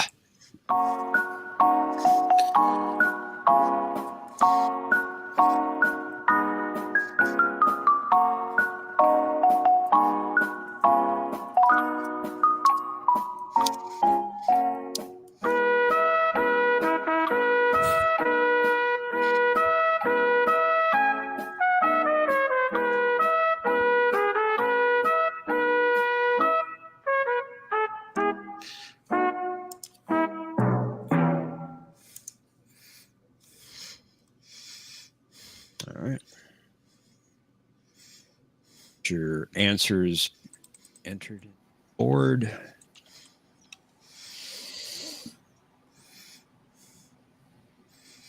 Mercer said he doesn't like Voyager too much. I could picture the scene. What happens? That made me laugh every time I saw it. It is humorous. He opens Let's the chest. find out who our winner is. Brad Wolf, you had 200 points going into Final Jeopardy. Your response was? Like a fan service. Unfortunately not. Sorry about that. How much did you wager? 150. 150, taking down 50 points. I'm not sure why that's funny. The wager. Okay. Captain Mercer, you had 1,200 points. Your response? Who is Thanos with all the Power Stones, but it don't matter thanks to TVA? Good guess, but no. And what was your wager? 0. You didn't phrase it the way I phrased it. I said nada, nothing. Well, Zero. it has to be a number. Okay. Omnicast, you had the lead at 3,400 points. Your response.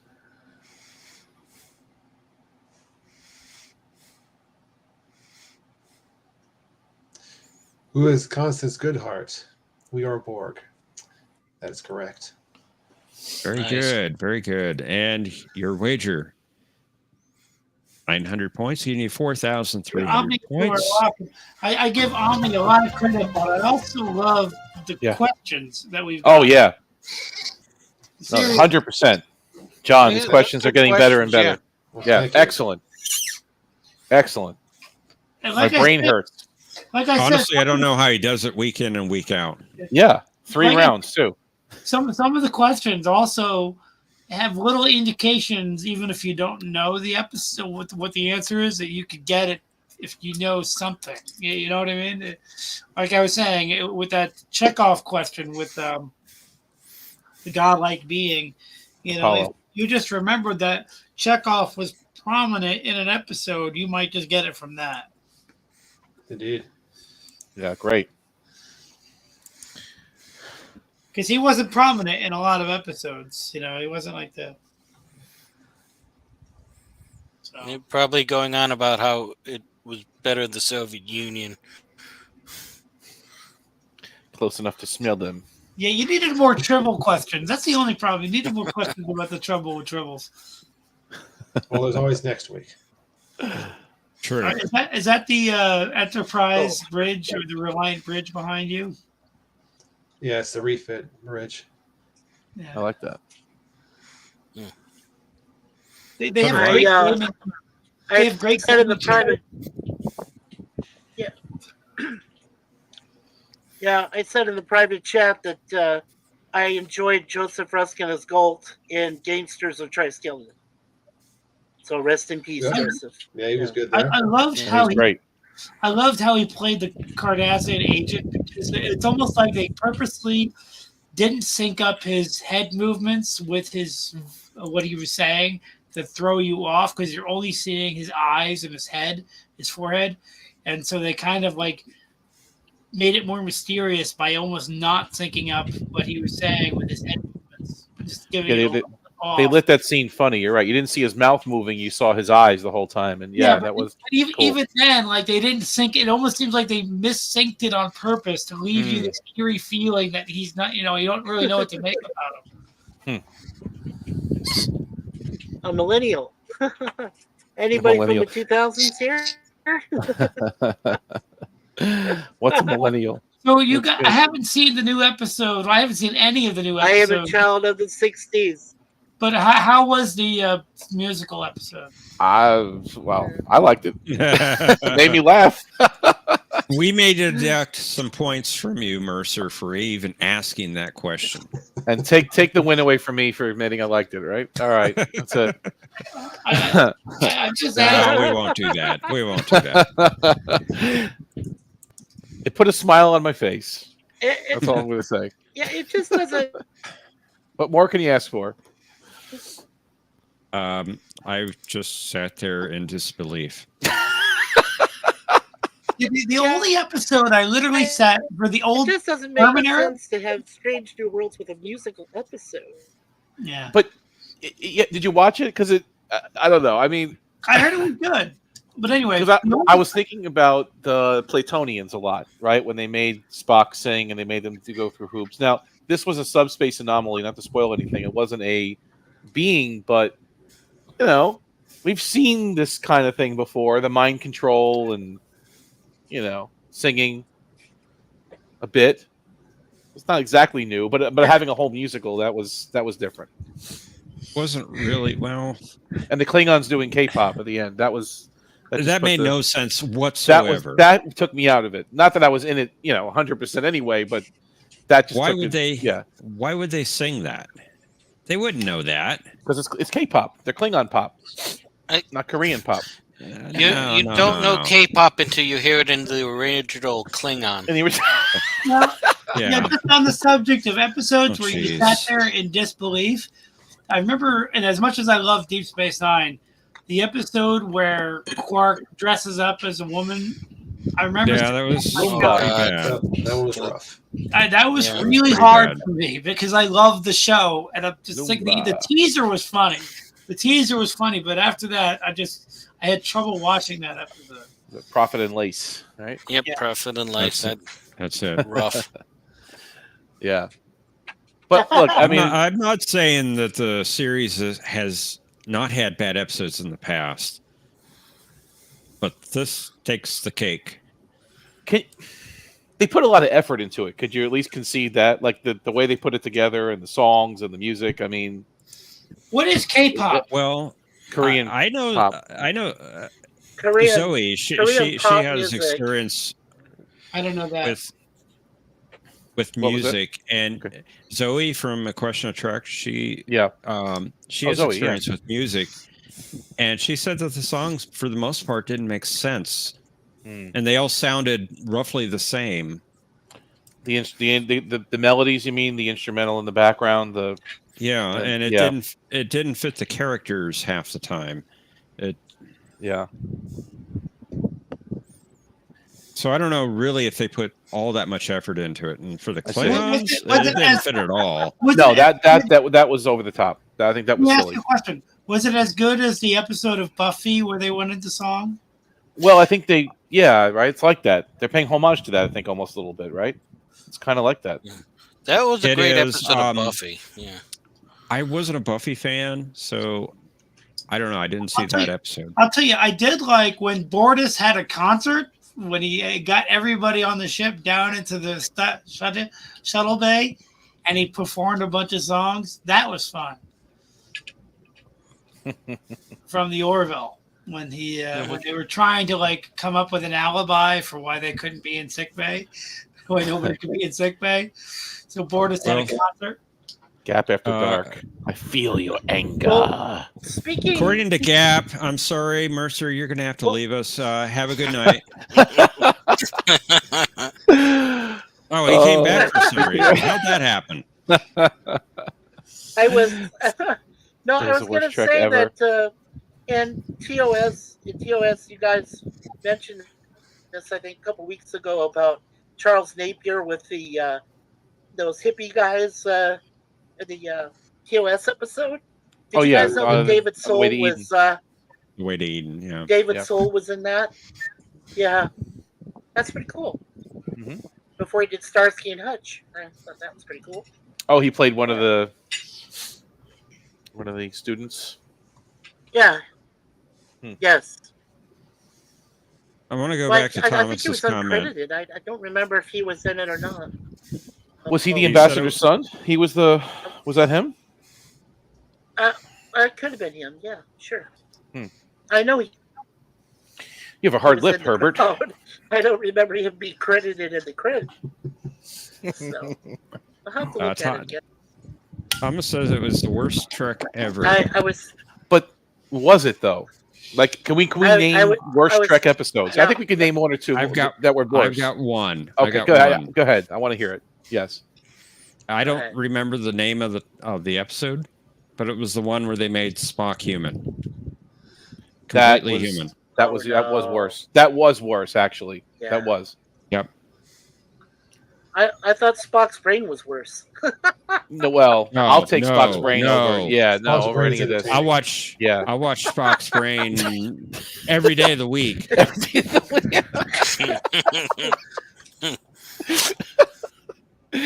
Oh, it's funny. You know, my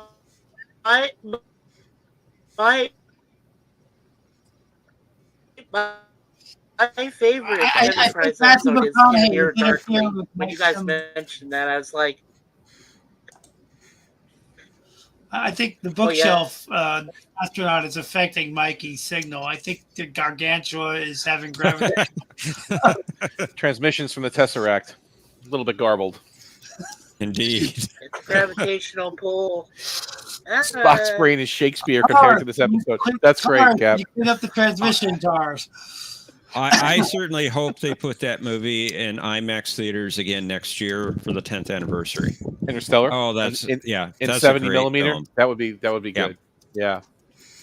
I mean, I But got the 4K you? Blu-ray, but I saw seeing it that on film. an IMAX screen. Oh my God, I saw it in Phoenix. So I good. saw it in a real IMAX. It actually when it came out. There's only a few of them left, right? Like the real IMAX. And I didn't understand the movie though at the first. I had to watch it 2 or 3 times before I actually appreciated it and got it. But it was still good to watch it. Even now, there are still aspects that don't make any sense to me, but I love it. I love it. Yeah, I liked Interstellar, but the one I really enjoyed the most was Matt Damon in The Martian. I thought that was a great film. That Oh, was yeah, a that good was a movie. good movie. Yeah. Very good That was a movie. good movie. Yeah. I didn't That see was a good movie. Oppenheimer yet. I You heard like that was good Tenet? too. Hey, did you like Tenet, Oppenheimer Brain? was great. I've seen Oppenheimer. It's okay. It's good. Okay. I've not seen Tenet. Oh, Tenet was a little wild with the time travel, with the time stuff as well. I've heard that. Yeah. I wanted to go to the theater and see it. I just didn't get around to it, and I haven't seen it on streaming or disc or anything. Well, I bought it, so yeah. Aravic says, "What about Sub Rosa?" Is that it? That's That's not pretty bad. That's That was pretty bad bad, but that's episode. not. I mean, no. But Code one of thing in Honor. Sub Rosa's favor. No sin. That's not the worst one. I love how she burned the entire cornfield just so that she could get back in the bedroom. Oh, Interstellar. Yeah. Yeah. Yeah. Just so Especially she with could Jake- get everybody out of the house so she could get back in there.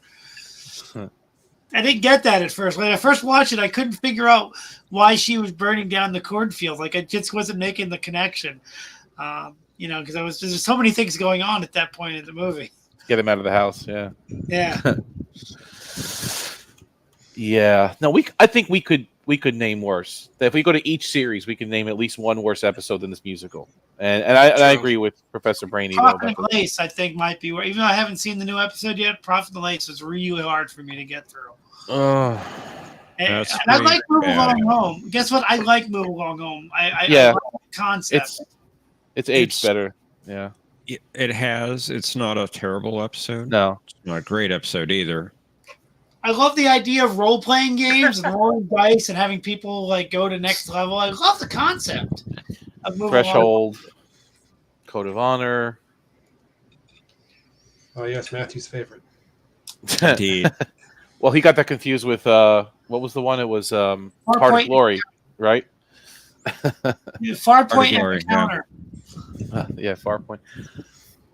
I mean, there's got to be worse ones. All right, what about the original series? I mean, and the children Turnabout Intruder. Not Turnabout Intruder. What's the one? What's the one with Lazarus? What's his name? I hate that episode. That one's not bad. Yeah. I can't take that. I can't take that episode. That just with that stupid beard. I can't take that guy. That's what's the hard to watch for me. Thomas says his worst top 5 are Threshold, Surely. Strain. These are the Voyages. Yeah, that's pretty bad. Code of Honor yeah. And Strange New World musicals. It's not. Wait, you forgot to add any episode of Discovery. Yeah, see, I wanted to say that, but I don't want to be a general hater like that. I would say, yeah, see any episode from season 1, 2, 3, or 4 of Discovery. Yes. Season 2 had a few that weren't It's true. so bad. Yeah, the Pike stuff and the Klingon. Yeah. And, My favorite episode of Discovery is called New Eden, and even then, Michael Burnham was still annoying. But overall, yeah, that was a pretty decent episode of Discovery. One of their better ones. There was a few, right? Yeah, but the majority of them were, again, they're hard to watch. It's almost looking at you, unwatchable. season 3, you had the worst episodes. Oh yeah. I still like. I still like from the original series. I like a piece of the action with the 1930s, the gangsters and everything. With Vic Tayback. That's a fun episode. It's classic. I don't think it's anyone's worst. one of Right? I my don't think anyone favorites. would. Yeah. Yeah, piece of the action. Shore Leave. So Aravic said Shore Leave. Yeah, I that just one's like when they went back and stuff. Finnegan. Yeah. Yeah. That was pretty goofy. Yeah. Okay, here's one for you guys. The Voyager episode with Fairhaven, the one where the holodeck was screwing up, and so the Fairhaven people became aware of weird stuff going on.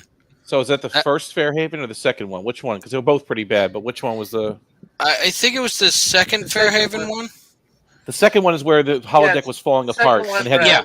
Yeah, right. They had to that one. delete certain characters and okay. You Yeah, know, that I was have bad. a soft spot for the one where in Next Generation where they're using the holodeck to transport a bunch of people, and they have like Oh, the yeah. signs of LaForge. I love stuff like that. Oh, Yeah, that was a great one. When Star Trek does that, I just love it. It's so stupid, but I love it. With Worf's brother. Yeah, that's a good Yeah, one. Worf's brother. It was to you me a could see- mediocre episode. Well, for me, I liked it because you could see What Worf's about- brother that he had leadership qualities, but he wasn't like, I hate to say it, down to earth enough to actually be in like a military command. So this sort of like public speaker role that he had for that village was like perfectly suited for him. Of course, you know, he also completely disobeyed orders to save one village, which would probably die out in not too long even after saving them, because it's one village of people. It was definitely a prime directive, you know, kind of one you had to cross eventually. Someone violating it, then you have to go along with it to not violate it anymore. What- Right? I mean, Yeah, no, I Yeah. like that exploration there. Yeah, I what do is it? love What Paul about- Sorvino. Paul Sorvino. Sorvino. Yeah, go ahead. yeah. Yeah, he's good. I always have a problem watching the Icarus Factor. That's got to be up there as I mean, it's dated so horribly. You watch that show, it's like, oh, the costumes, the way they're acting. I can't. That one's hard to watch now for me. But again, I'll take that over the musical episode. So you're right. What am I saying? It does have the highest evolution of Well, martial I have a arts, so difficult- that's definitely up there. The Ambo Jitsu? Yeah, that's great. Indeed. I'll get some BMX equipment, start painting it, spray painting it. Yeah, Yeah. that's a hard one for me. This may be an unpopular opinion, but I like Which one? the Spirit Folk. Yeah, TNT Tom. that one. A hologram taking over Uh, the ship. Okay. I like masks. Right. Kick me out right now, but I like masks. Kick me out right. Where Data gets that like was weird. okay. That is- I just that- love no, how that is- weird it that is. is- I love how like they went for it. I just like the fact that they went for it and they decided to do some like really cool stuff, like with Data taking up all these personalities like Death and Gorgano. Sokka and whatever. It's like all the Chinese like meals became names of gods. Misaka, yes, Arabic. Thank you. So Professor, I was you're trying about to say something. Yeah, what were you? I'm sorry. Yeah, this may be an unpopular opinion, but I actually like season 1 of TNG better than season 2. Well, Yeah, I could Because the see Royale that. is in season 2, I and the can see Royale that. is my favorite TNG episode. so The Royale is so Season freaking 2 had awesome. good Well, episodes. It had my- some really good episodes, but as a whole, Was I it? take season 1 that's a tough one. All right. because season Professor, 2 had some really was low, Conspiracy? bad episodes. Conspiracy was a great. Yeah, Conspiracy was a great cliffhanger episode too. I love We'll Only Have Paris. That's one of my Conspiracy was favorite season episodes, one, right? actually. Yeah. There's a lot of good ones in the first season. You're right. Data Lore. Good episode. There's a lot of them. I mean, we can do away with some of them too.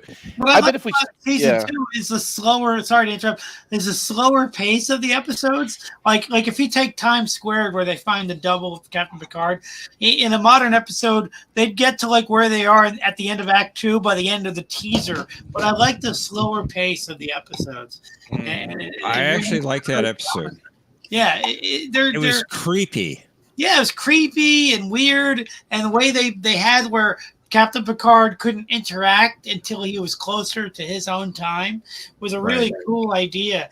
Like between that and Contagion and the Royale That was and good. Q was good. episode and the A couple of they Where Silence Has Lease, which is really creepy and kind of spacey. That's a good I one. think season 2 is like that's one of the seasons I could just play when I'm cleaning the house or like thinking about stuff. I just play those certain episodes from that season. Like I said, there are some really good episodes from season 2. Yeah. As a There are, whole, I'll yeah. take season 1. I like I the always actually. like You're that. right. What's the other one? What's the one where they go the crazy warp speed? What is that? Oh, where no one has gone before, right? That one. Yeah. That's a good one too. Data lore, but Justice is terrible. I mean, let's just I don't go with the Western yeah. one, right? Yeah. I've always Season 1 liked has the some really bad episodes. Yeah, right. No doubt.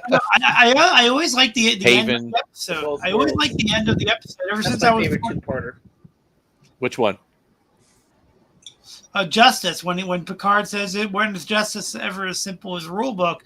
When I was 14 or 13, that really left an impression on me as a kid. That's what I like about some of and the other episode from season 1 that left an impression on me as a kid was The Big Goodbye, when the guy Oh, yeah, the that was guy- a good episode. I like when the that. guy fades out. The guy wonders what's going to happen to him. I'm Cyrus Redblock. Yeah, no. When the guy fades out, and they do it like almost like it's a stage play where the room just darkens. I thought that was really awesome. Oh, at the end, you mean with his Yeah. friend, the friend cop? fades out. Yeah, that was pretty cool. And I'm like, this got me as like a teenager really thinking about stuff. Like I was like, that is really profound. What about Yeah. I think there are some good episodes in both season 1 and season 2. I think if I had to pick one as my favorite, I would probably pick season 2. A lot of it's because I like Dr. Pulaski. And that's where I disagree with you, John. I personally didn't like Pulaski. In fact, the longer the season went on, the more I started to really dislike her. But, you liked her. That's perfectly fine. I just I her like like McCoy, Diana right? Muldaur. Yeah. I thought Yeah, she was the actress I had I no thought she was issue fine with. for Yeah, that she was role, good. Diana It's Muldaur. just she came off to me as insufferable. Like just like And she I was rough get on she Data. didn't see Data as a Right. person, but The only episode I really liked her in was Peak Performance. Bust him yeah, up. peak performance Peak was good. But performance. which was the episode where I agree. Yeah. the space kids whatever were genetically enhanced or whatever it was, and she started rapidly aging like all the Unnatural adults. selection. Yeah, that one. And that That was a one- terrible episode because it had, genetics. Which was They banned. were altering, which was Yeah. supposedly illegal. Yeah, that one. Yeah. Darwin Station. I'll stand by the Royale. I Oh, think the Royale. Royale is so almost like just so fun to watch for me, and I love how terrible the novel is, and they played into that. And the guy's dead in the hotel room up there, the skeleton in the Yep. bed, right? With the Yeah. novel next Yep. to him. Yeah. And I love the guy that tries to get this girl to keep gambling and just keep going and going Yeah. and going. Text. I think the funny character. He's like, "What do you want me to take you to my car?" I Drive a I Cadillac. understand. Mikey? Yeah, I can't understand why. I can't understand why people have an issue with the last Enterprise episode. So these are the Voyagers. I mean, yeah, it was a terrible ending because you realize it's a hologram, right? And it has Troy and Riker in it. And I'm like, it just doesn't make sense to me. If they had just maybe, done it as something.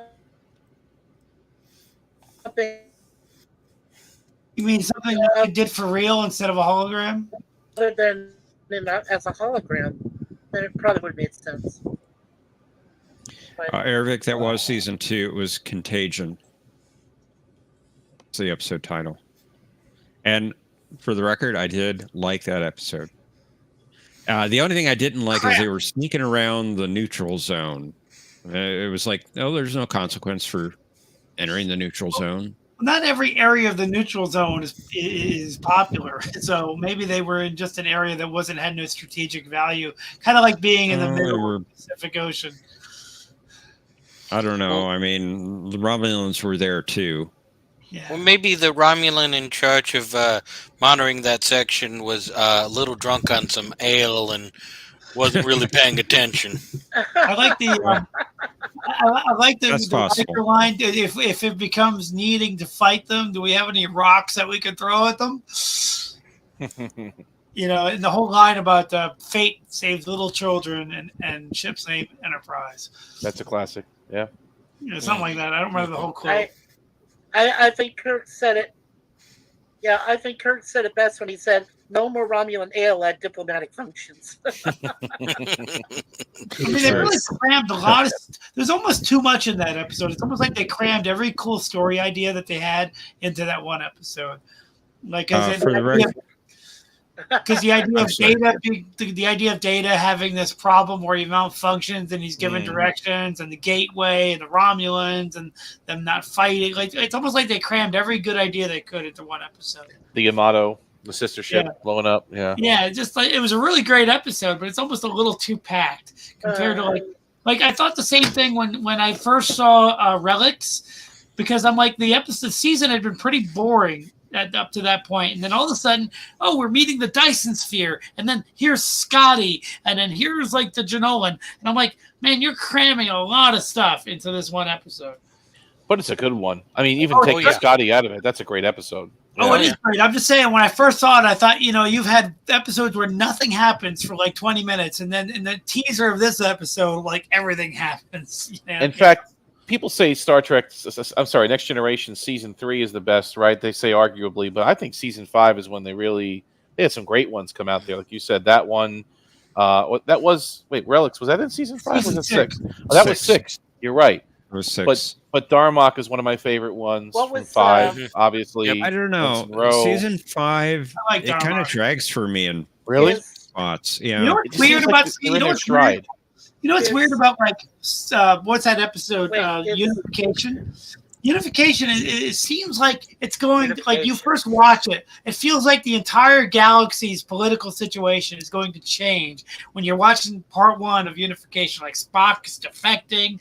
There's a big Romulan unification thing going on, and when you get to the end of the part 2, it's like, oh, well, everything is just kind of normal again.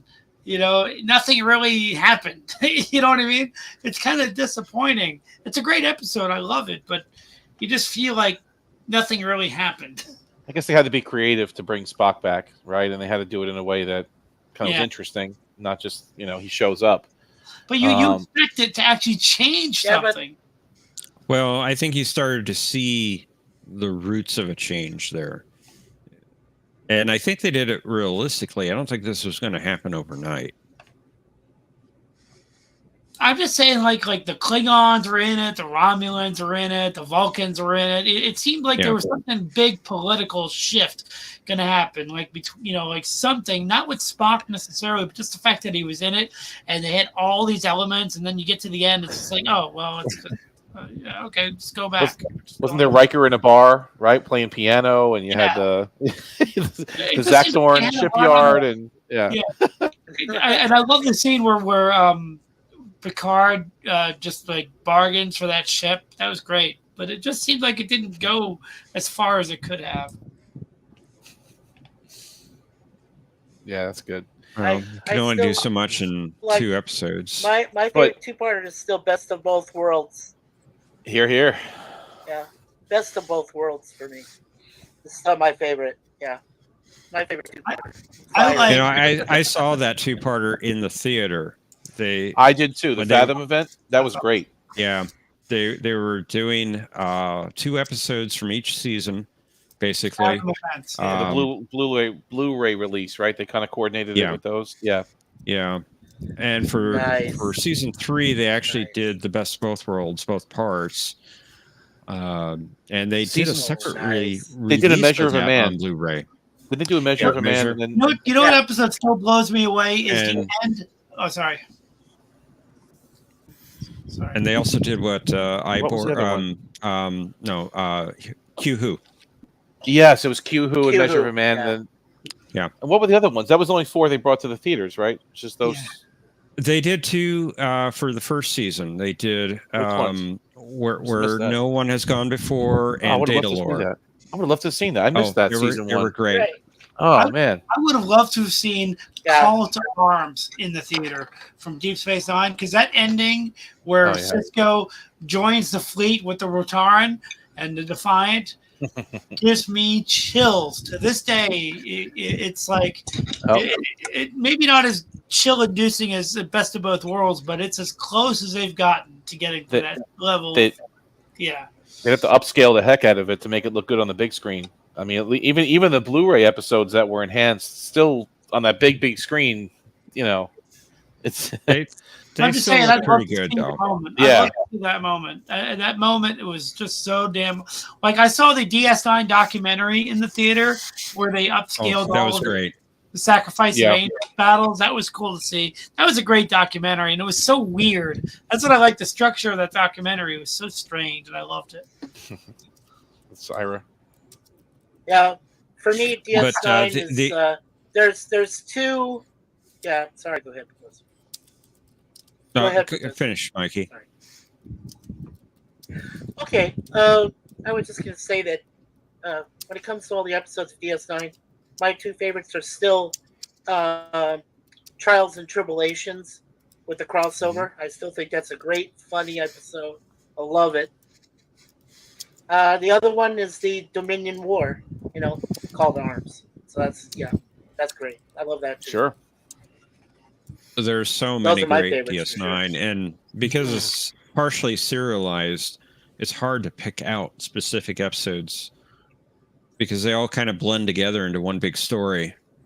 It's almost like Babylon 5 in that regard. Yeah, Love that's even Babylon 5. Love it. Great Yeah. series.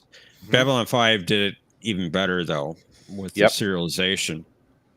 It's hard to pick out just specific episodes that are just the best.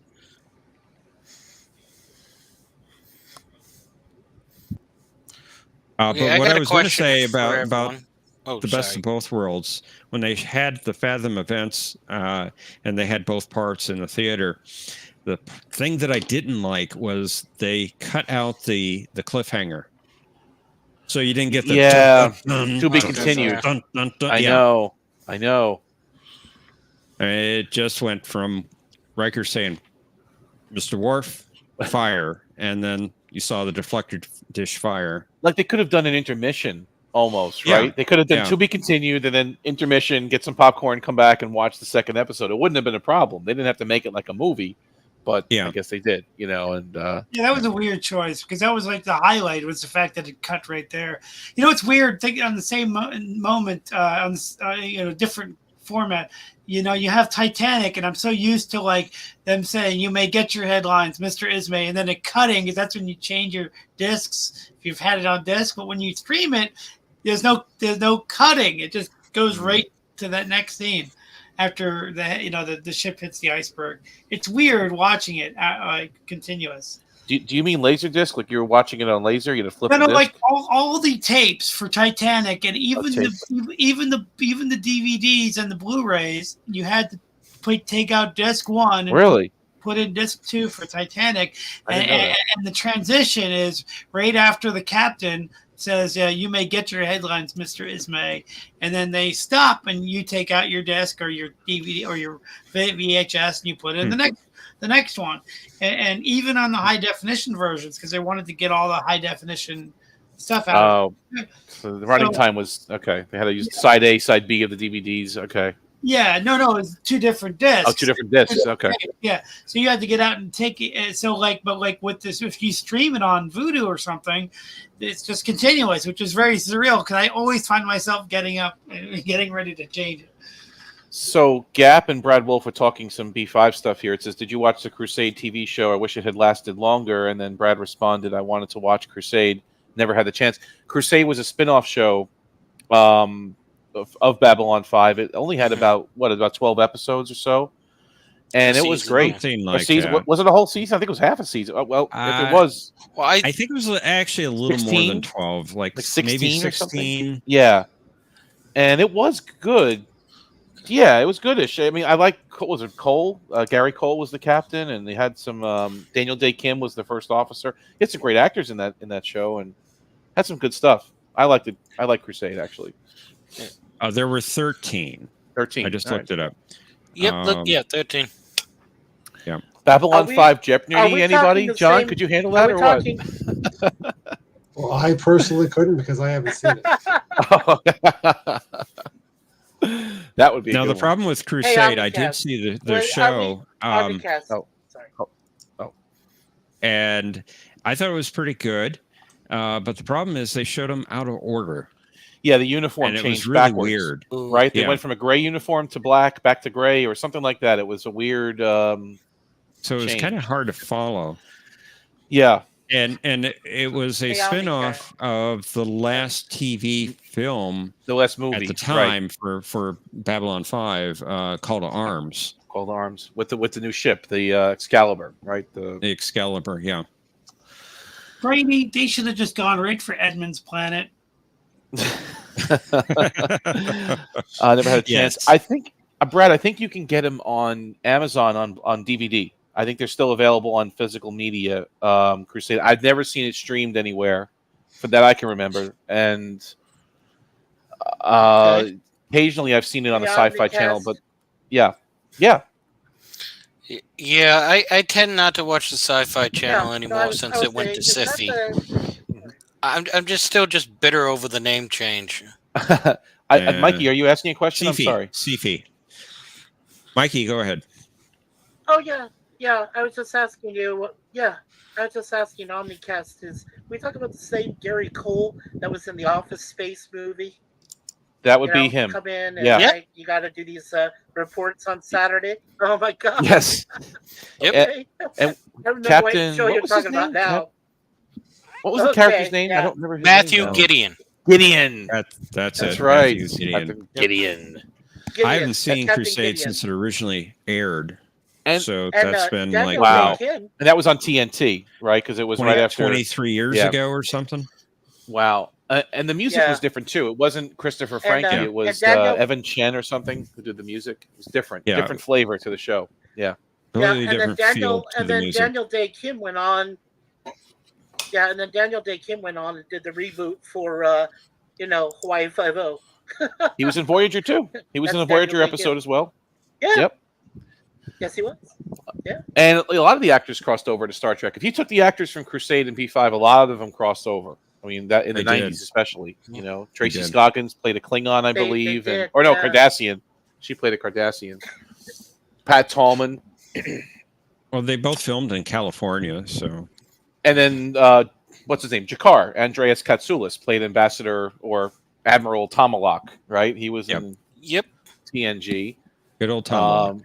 Yeah. Andreas Katsoulis. Yeah. Andreas Katsoulis, great actor. But Rest in he peace. didn't Oh, kill. He didn't kill fabulous. his wife. He didn't kill his wife. No, that was in the Fugitive. Actually, he did. He was the one-armed man. He did kill his wife. Yeah. Yeah, he And did. That's He was right. the If- one-armed man if in the anyone's future. interested- we got the movie Uh, with Harrison Ford. Yeah.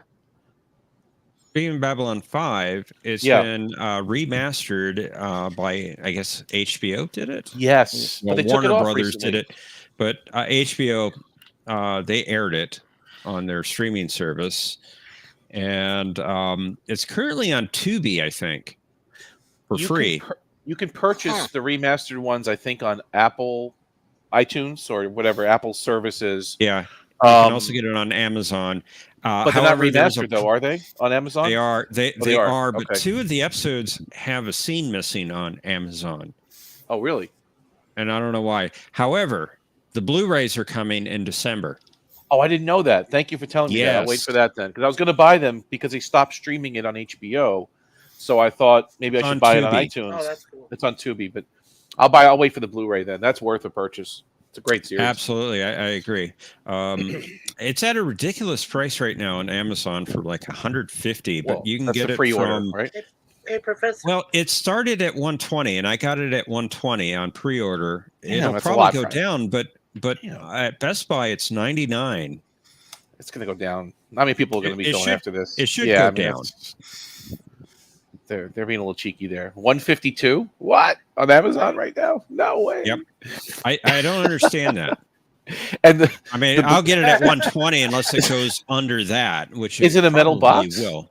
It's not even a metal box. I It's don't- not even one of those. No, I don't know. Yeah. It's probably cardboard. Wow. Oh, it's 4K though. It, Oh, wait a no, second. it's Blu-ray. But this is The Road Home. What is this? 4K? What? That Digital code. is an What is that? animated. That is an animated story that they did with the existing cast, and then they Oh, wow. recast the actors that had passed. Gap. So that comes out Yeah, this month. Gap is right. There's a lot of Star Trek actors. Yeah, Gap is right. Stargate. There's a lot of actors Yeah. that showed up in SG1. Yeah. Yeah, Stargate. that's is- Carrie Dorbrow. Yeah, SG1. Yeah. What? She There was a in. few. Was she in Star Trek 2, Deej? Carrie Dorbrow? Because I liked her a lot too in Crusade. She must have been in Star Trek. I think she was in something. I'll let Daniel handle that. 7 Thomas. copies, Jeff. No, if Thomas wants to buy me 7 copies, I'll gladly accept. But I wonder if the movies are going to be in here too. It says the complete series, No. but probably not the movies. No. Yeah. Okay. no, not the 5 movie. You do get the Gathering, No, but I don't think they upscaled that. Which Gathering? The original, the pilot, or the Gathering, which is the remastered pilot? Which one? What? I'm not sure if they're both in there or not. Okay. I think it's the newer one. I like the original I Stuart think Copeland, the It would music, be and the the. remastered. It's the Yeah. remastered one. Okay. Yeah. I don't know if they remastered it because they didn't have the original negatives on that. The dawn or of the something. third age. It's great. I mean, they may have upscaled it, but And speaking of media, I mean, we're probably never going to see, DS9, Well, we Voyager. were just talking about. I'm sorry. Go ahead. Well, no, I was just saying. I mean, chances are we're never going to see upscaled physical media or not. DS9, Voyager, unless they do an AI thing, which is, I guess, is getting cheaper, and they probably could do. But what they do Yeah, with it's Next getting Generation is it's getting much better. But what they did with the Next Generation, I think, is just way too costly to do with the other series. They can't justify it. Not enough people are going to actually buy the media to pay for it, unfortunately. And I wish we could see it. that reminds me with the B5 That's- remaster. It's in 4:3. It's the original broadcast version, 4:3, but it's HD. Well, that's Actually, what they did. interesting. Actually, what Okay. they did is they remastered it in 4K, Mhm. but all the effects shots were CGI, and they had to upscale those, and they upscaled them to HD. Oh wow. And That's that's a lot why of it's work. in 4:3 because the effects shots were done only in 4:3. That's So right. when they did But- the DVD release, they zoomed in and scaled it up on those effect shots, and they looked bad on the DVDs. That's what I was going to say. Right around that time when the DVDs came out, probably the early 2000s or so, they showed them on TNT, and they said it's in widescreen. Like, that was a big deal back then. It wasn't even HD, Yeah. but it was a letterbox format of those episodes. But it looked like Yeah. garbage. You're right. They weren't. You didn't get any extra information on that frame. It was just stretched. Basically, is what it was. No, the live action that did not have CGI in them, they Was were wide? filmed. Yeah, they filmed them in 16:9. But okay, So going back to 4:3 has there. the Okay. has Star Because of the Trek- effect Yeah, shots. has Got it. Star Trek movies. Yeah, Professor or John, has the Star Trek movies all gone 4K now, or just a few of them? Yes, Have any of them gone Or- 4K? They all have. Okay, they're all 4K now. All I love the 13 of motion them. they're picture. all If you've 4K now. or Yeah, 14, depending on how you I count have all them, the DVDs. No, I have or all 15. 13. I'm just saying. But Where am I getting these extra 50. movies? Well, the motion picture, of so course, why you had get the extra director's movies? edition, and that Oh, I was have the released. director's cut. Yeah. And there was I also have the the director's cut. the ABC TV version, Yeah. and they've released that also. There was a big set where they released all 3 of them in 4K. I like the director's edition Wow. of the motion picture. That was good. They fixed it nicely. They cleaned a Me lot of it up. too. Professor, Yeah, they I, did I think Did they you were fix that one including shot? a job. Galaxy Quest and Spaceballs in your list there. That's probably where the extra ones came from. Did they fix that That's- one shot in the motion picture where they're Might leaving be, I don't know. where they're leaving the ship and you can see the soundstage in the background and the girders and stuff? That counts Yeah, as they far as I'm fixed that. concerned. They They did. Okay. fixed that. By the Yeah, way, they if fixed you all watch the that. episode Sins of the Father, Mhm. I don't know if they fixed this, but in the episode Sins of the Father, when Kern first transports over after the teaser, you could see the soundstage like on top of the screen. Really? Yeah, you can see the top of where the set ends and the soundstage begins. As I'll get a screenshot for you if you give me a second. I'll go. Oh yeah, get I'd love to see that. In the transport, well, I'm glad Mr. President is here because we have to stop this conversation right then, now and then. But was this in the transporter room, or this was in on the Klingon Right, planet? in You Sins know, of this the is in the Father? transporter room. You can see the Okay. top of the transporter room set, and you can see. I'm going to get a screenshot from TrekCore. I'll be right back. Okay, Hey, did I miss Mr. President? I didn't see him. because we have to change the subject, if right. I mean, we're going behind the scenes a little bit here. Yeah, I don't think he's here. Is he? Okay. I mean, if he was here, we'd have to put the lid Yeah, on this you do conversation. this type of thing. God bless him. Good man. Yeah, Steve's a good guy. Absolutely. Oh, yeah. yeah. I say it with love. I'm He- not. Yeah. He's a good person, good-hearted Absolutely. person. Let's see here. And I wasn't trying to make fun of him. I was just trying to, Yeah. what he does. Yeah. So so I see there's a lot of Babylon 5 love in the chat. Yeah, absolutely. That's a great show. Great show. Well, someone was supposed to do I streaming of that show online on YouTube. Someone. Yeah, he was going to, show it.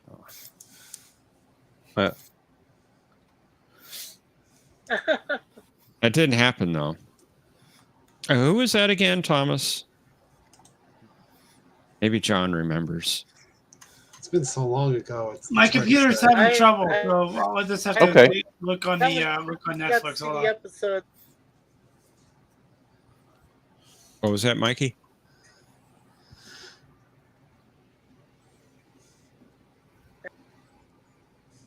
Mikey? Okay. But it was, I was just saying about Bill Mummy, who was from Lost in Yep. Space, was in the Babylon 5, and I'd seen a few of his Yeah. episodes. So I thought those were cool. And he I liked he was in DS9. Yeah. Sure. Yes. Thomas, I believe you are Yes, confused. he was, yeah. Yeah, you're right. Thomas was confused.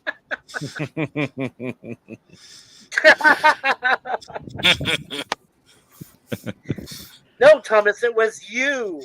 You, Thomas. I learned it from watching you. That's true. I learned it from watching you. I think Germ did do Babylon 5 streams. But someone else was going to do it too. Before Germ even started. Gorilla. I'm struggling Gorilla. with who that was. Gorilla's Random Thoughts. Was it? Gorilla's well, Random Thoughts okay. of Babylon 5 also. No, And it I was think somebody Doomcock before Gorilla. him. Well, the thing is, Gorilla Doomcock? actually streamed it, as opposed to this Yeah. other person we're having trouble remembering. Never got around to it. Yeah.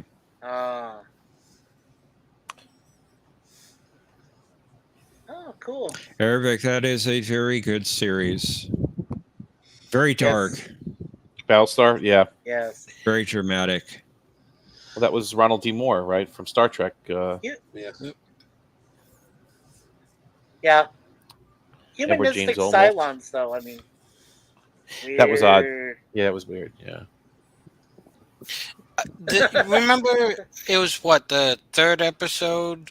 The one where they kept having the countdown because the Cylons kept showing up every 34 minutes or however long it was. And then they It was the mit, first episode of the first season, wasn't it? yeah, I think it was definitely it was the first season. I think it was the third episode.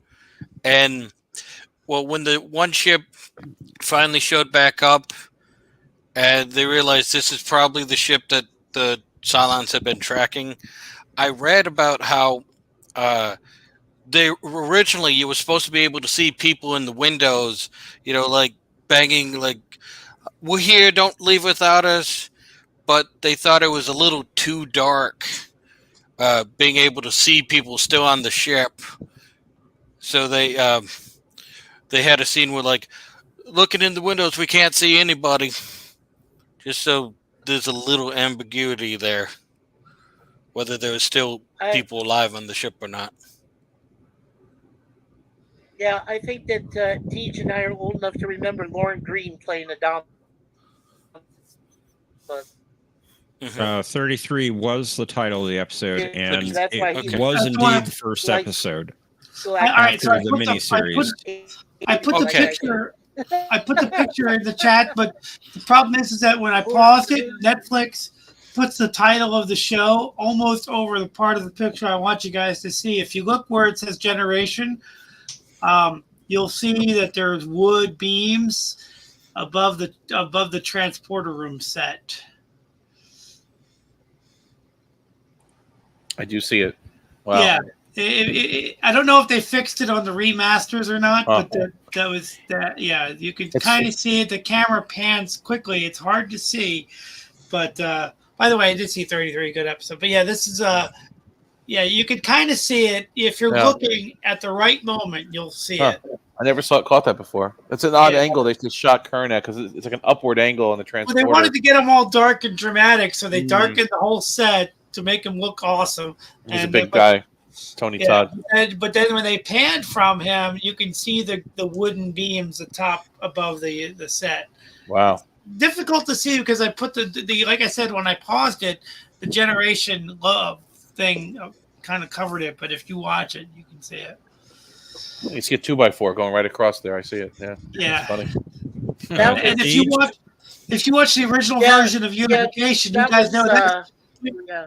Wait, hold on. If you watch the original version of Unification before they fixed it, you could see a guy chewing bubble gum in the reflection of the thing on the desk. Oh, yeah, I heard I about saw that.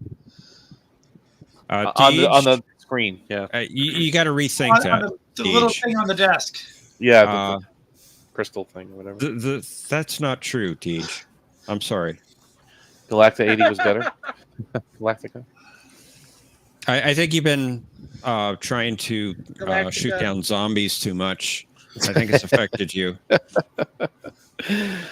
Oh man. Well, Galactica's, yeah. Deej is just thinking of Galactica when they found Earth, and and they were down there on their flying motorcycles. I think that's what he was thinking of when they found Earth. So that's Galactica 80. Yeah, it wasn't bad. I liked it. I liked all of those Galacticas. Yeah. The only Oh, episode come I on, liked Gab. from Galactica 80 was You don't the know one that. with Starbuck. Yeah, that's the one I remember Yeah. most from the 1981, showing what happened to him. Dr. C? Basically, I thought Dr. C was cool. enemy He's a mine, kid. Who but cares? human and Cylon. Yeah. Yeah, Deej is right. It was the last episode of 1980. Starbuck. It was, yes. And it was a pretty good episode. I like that one. Yeah, I like John Colicos. They saved the best Dirk for Benedict is a last. great Starbuck. He really had a And- good face.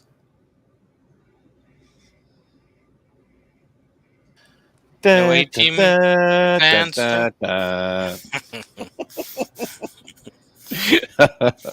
Arabic, I tried to watch Caprica. It was hard to get into. John,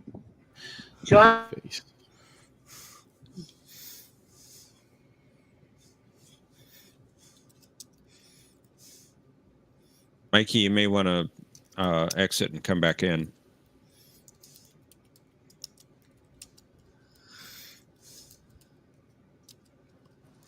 Yeah, I'd say John should do some Galactica episodes, some Galactica stuff, like some actors and actresses. As a genre, Perhaps. that'd be cool, John, if you could. Yeah. Yeah. Oh, come So it was on. like John Colicos on Battlestar. That was always good. Seeing Core up there as the Cylon guy. What was it? I don't forget his name. Doctor something Oh, or yeah. other. Or Baltar. Baltar. Yeah, he was good. He was good. I like. Baltar. Yes.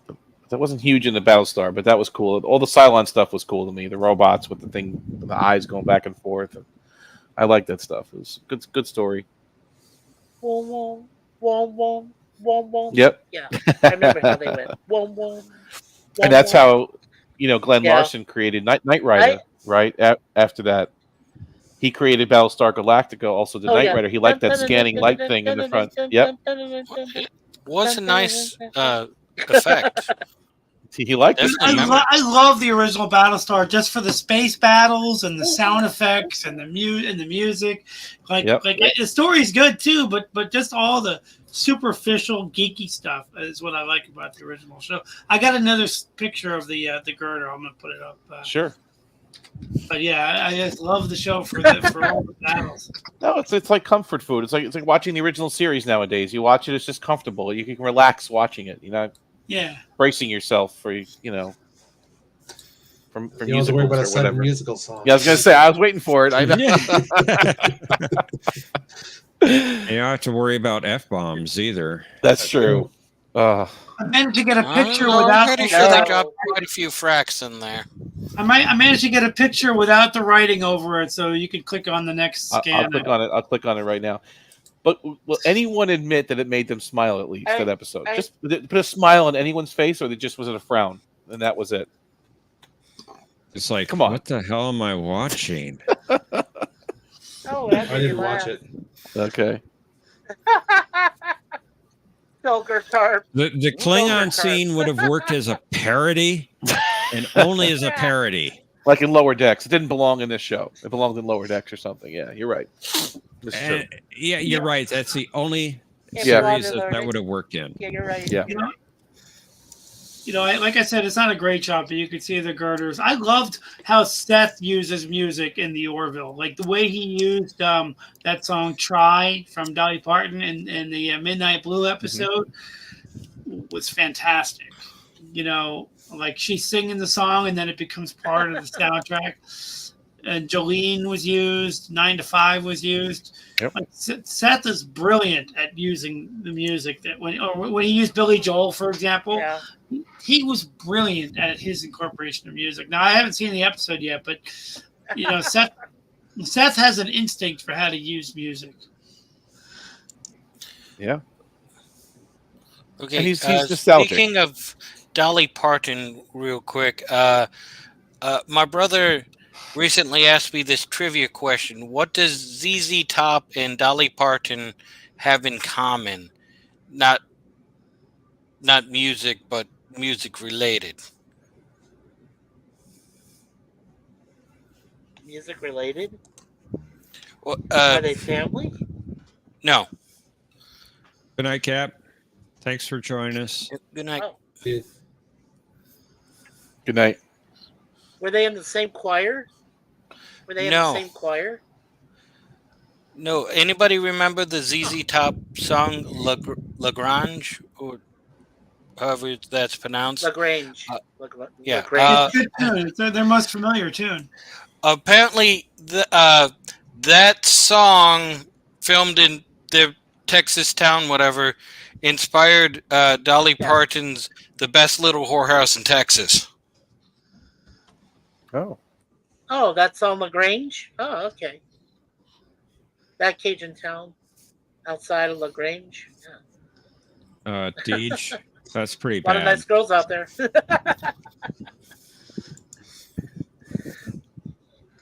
John took the word right trying out of to my remember mouth. some tough lines there. Lyrics. Wow. Wow. Yeah, that's funny. I agree, Mercer. Dude, John, you missed a great opportunity for a question of like, is $100 a lot of money in the categories? You really missed something with that. See, is that a lot? And the guy's just like, It's one of my favorite moments in the film. Or exact change. You missed so many Star Trek 4 moments. I'm not criticizing you. I'm actually complimenting you because it was a great category. But Star Trek 4 is just so much fun. It is. It is. I love Star Trek 4. Next to Wrath of Khan, it's probably my favorite Star Trek movie. Because I am from San Francisco, not Alameda. I go with.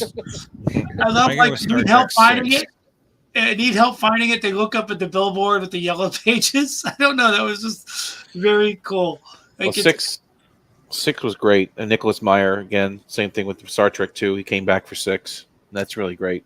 Star Trek 6 is the only film that I went to the theater, watched, left the theater, and went right back in to see again. Bought another ticket, went right back in. It's Why really don't you good. buy another ticket? Just stick around. Just stay there. Really? I'm an honest guy here. Come on. But I will say that I love Star Trek 6, but what I've noticed since watching it is there's so many little details that are just weird, like little things that make it off for me. Like there's a scene where Valeris, is that her name? She slides down a pole like she's Batman, right? I have no idea why she does that. And then it was kind of silly. The whole set shakes. Like you could tell it's plastic. You could tell it's like vinyl plastic because when she lands, the entire set shakes. So I'm just like, there are some weird choices. Like the way Scotty is very prejudiced and the way Uhura. I heard that Uhura, Nichelle Nichols, hated that script because she hated. She was originally going to get the line, "Guess who's coming to dinner," and she refused to say it. So there's some little details about that movie, and I like the commentary. The commentary is actually very illuminating, but there are so many little details, like Klingons have no tear ducts. Well, that doesn't make a sense at all. You know, it's just little things that that just don't make sense. But I still love the movie. I love the tension at the end, but the movie is not as good as Star Trek 2 because all these little details just add up to a more flawed movie. And they're all little details, but there's enough of them where it kind of pushes me out of the film. Whereas Star Trek 2 had little detail issues as well, but it still was a good movie. Biggest screw up in history, more than Discovery? Yeah, Discovery's bad. Bad stuff, man. More than a musical episode? That's not as bad as Discovery. Not as bad. We should do a category on mistakes. Michael Vernon, bad. John, you should do a category, or whoever comes up with questions, you guys should do a category on mistakes, like flubs or behind the scenes mistakes. Or we have to be careful, Mr. President. That may be an issue. Star Trek 6 and I think also 5, they reused the Next Generation sets for the sets of the Enterprise A. So they were definitely they were on a budget and they had to save money. They had nowhere near the budget that the JJ movies had. They had a fraction of the budget. They're also on a time crunch because they had to redraft the entire Star Trek 6, but they still wanted to release it in time for the anniversary. So they had like less than a quarter of the amount of time to just write the movie and film it than they originally would have had. So they was filmed very fast for and they had to do it on the hiatus of Next Generation, getting back to the reuse of the sets. Yeah, they had to do it in that summer, job, right? Yeah, Deej said something. Sulu had the equipment to catalog the gaseous anomalies, not the Enterprise. So I think you're referring to the beginning of the movie when they're charting nebula or gaseous anomalies. That's interesting. Well, they did have the equipment, right? Because they outfitted a torpedo with it. Well, I think no, but hold on. But I think what they're saying is Sulu was on the Excelsior, not the Enterprise. But the Enterprise had the fancy torpedoes. or the fancy sensors that they mounted to the torpedoes. That's interesting, I actually. I think they both had it. Right, so maybe they both were outfitted with that. Yeah. Well, I'd say probably the in-universe explanation is yes, Enterprise just must have had the same equipment. Same equipment, But what right? I've read before is that originally that was going to be the Excelsior that used that equipment to track down the Klingon ship. Which basically Shatner complained about it, so they gave it back to the Enterprise. Fire. And I'm glad they gave it to the Enterprise, but it still gives you a little bit of a shake your head moment. Yeah, and I loved, the whole thing with my favorite character in that movie is by far, and I can't think of the actor's name, but it's on the tip of my tongue, the guy that plays the warden in the prison. He just ate that script. Like him and the judge are my two favorite characters because every line that they spoke, they just ate it up. He's like, there's no guard tower, no frontier. That whole speech is so damn interesting to watch. And when he's given like Chang, when he's talking to Chang, it's just great stuff. Very theatrical. And the judge who eats up every word, he's like, like he's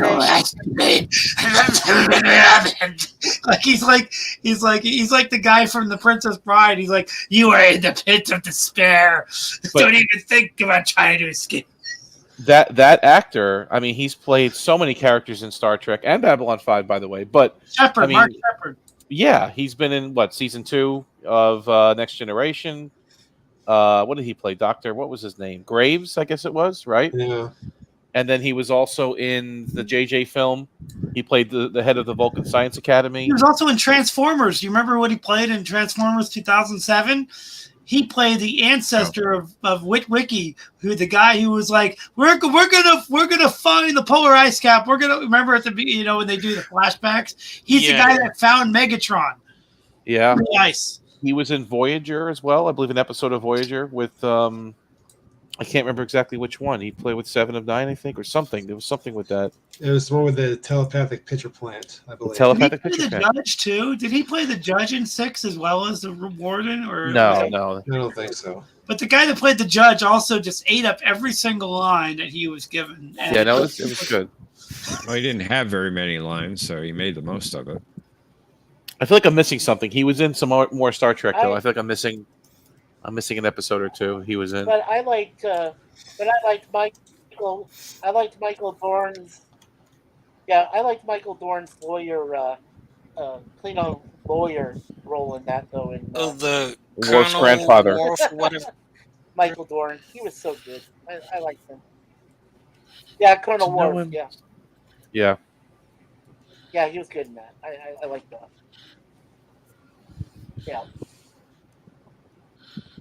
So was he the father of Moog?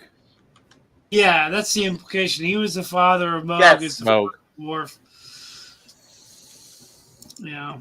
He's the grandfather. They're somehow related to Luke Skywalker. Yeah. They're somehow both related to Luke Skywalker and the astronaut behind my grandfather. Yeah, that was the Moog of Moog. Yeah. Star Trek 5 has been growing on me like over the last few years too. No, I mean I know, but right now, I'll take that. Fun movie to watch. Right, I like the movie. I'm just trying to be like a certain other YouTuber. I see, but I mean, I think Shatner did a decent job directing that movie, and they were very relaxed. I liked some of the humor they had between the characters. I thought it's good, but it just. Maybe it needed a little bit more of everything. The special effects were lackluster. They had problems with that. The Cybok character was... they originally wanted to do Sean Connery, but they couldn't get him, so they ended up with Lawrence, whatever his name was. I always liked that weird-looking dude at the beginning that was defending his field of holes. I have no idea why he was doing that, but I was always fascinated by that scene. You're a Vulcan! How do you know he wasn't a Romulan? I was thinking the same thing because there's a Romulan on the planet, right? Yeah. Power?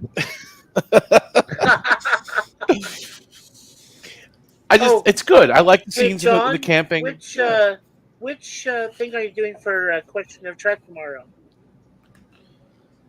Supposedly it's the 2009 film.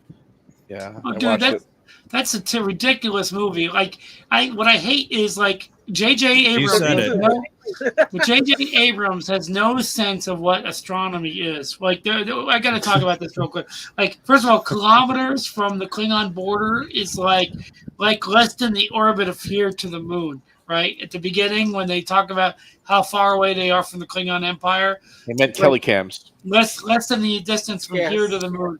The other problem I have is if they're gonna like use whatever red matter is to save a system, the galaxy from a supernova, which is ridiculous. How does like making it into a black hole gonna help anything? You know, how is that gonna help? You know, it's still ridiculous. I guess it absorbs the shock wave or something. That's what they were trying to insinuate, right? It absorbs it. It's not all of it. gargantuan, though. It's still the planets would still die in the system.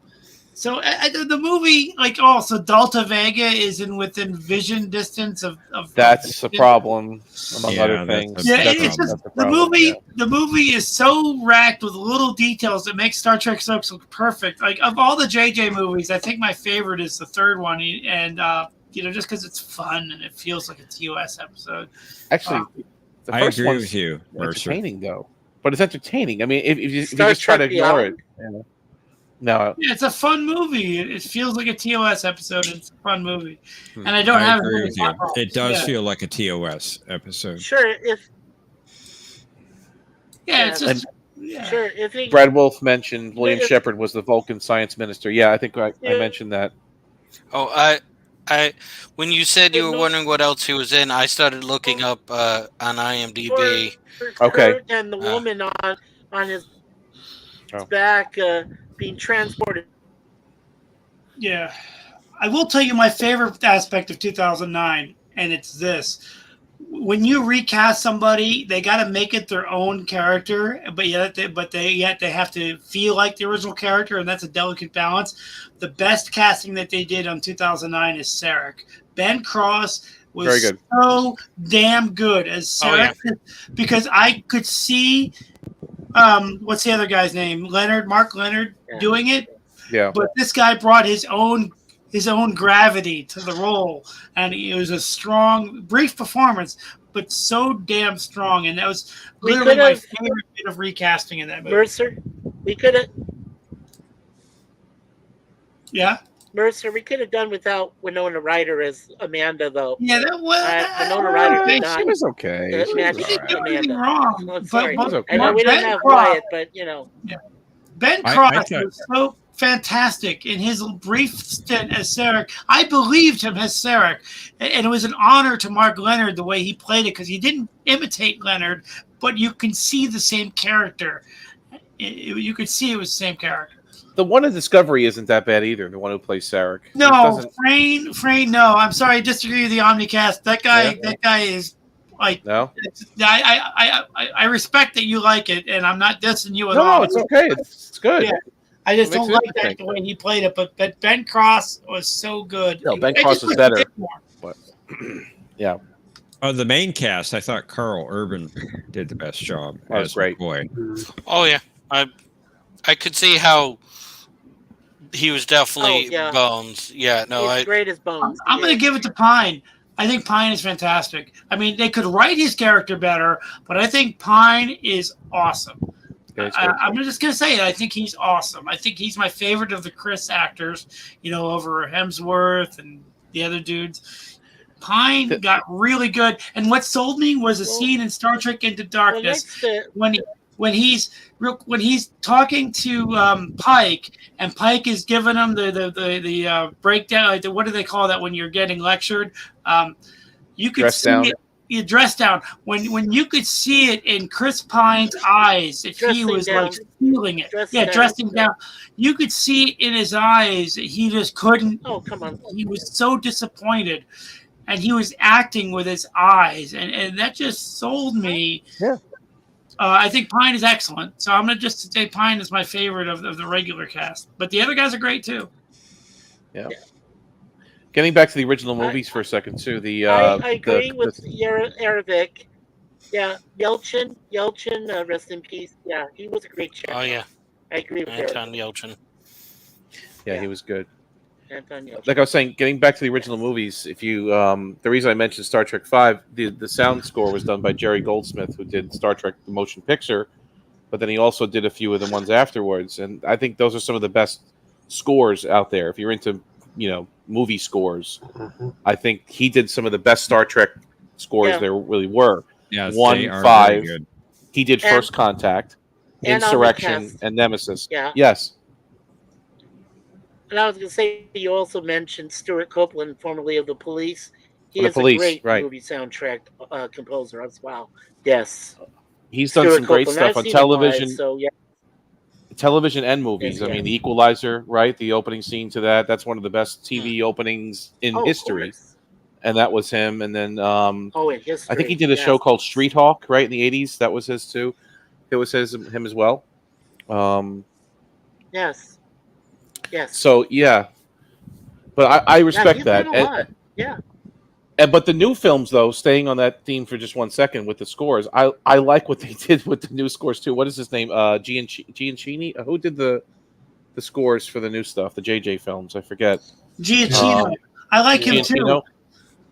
I like it. It just keeps Yeah. it going. It keeps the pace of the movie just going fast. Like most of what's good about those films is communicated through the score. Michael- Like I knew right from the beginning when Captain Robau has Kirk, not James Kirk, but what's his name? George. George Kirk follow him, and the music communicates what you're supposed to be feeling by him following him, if you know what I mean. Like the music is what drives that scene and that moment between those two actors. And I like some of the stuff that Russo is doing with the new series a bit, especially the theme to Strange New Worlds. I think it's a great opening theme for a show, and I love watching the intro. Usually I hit skip intro in a lot of these shows. I don't skip the Strange New Worlds intro. I like watching it. It gets me pumped up to watch the episode almost. Honestly, yeah, that's the second best part of Strange New Worlds. The opening, right? Yeah. Discovery. Yeah, not so much. You want to know what the best part is? Yeah, when it's over. The end of the credits. The end credits. I knew you were going to say that. The end of the end credits. The pain is over. It's over. You can stop.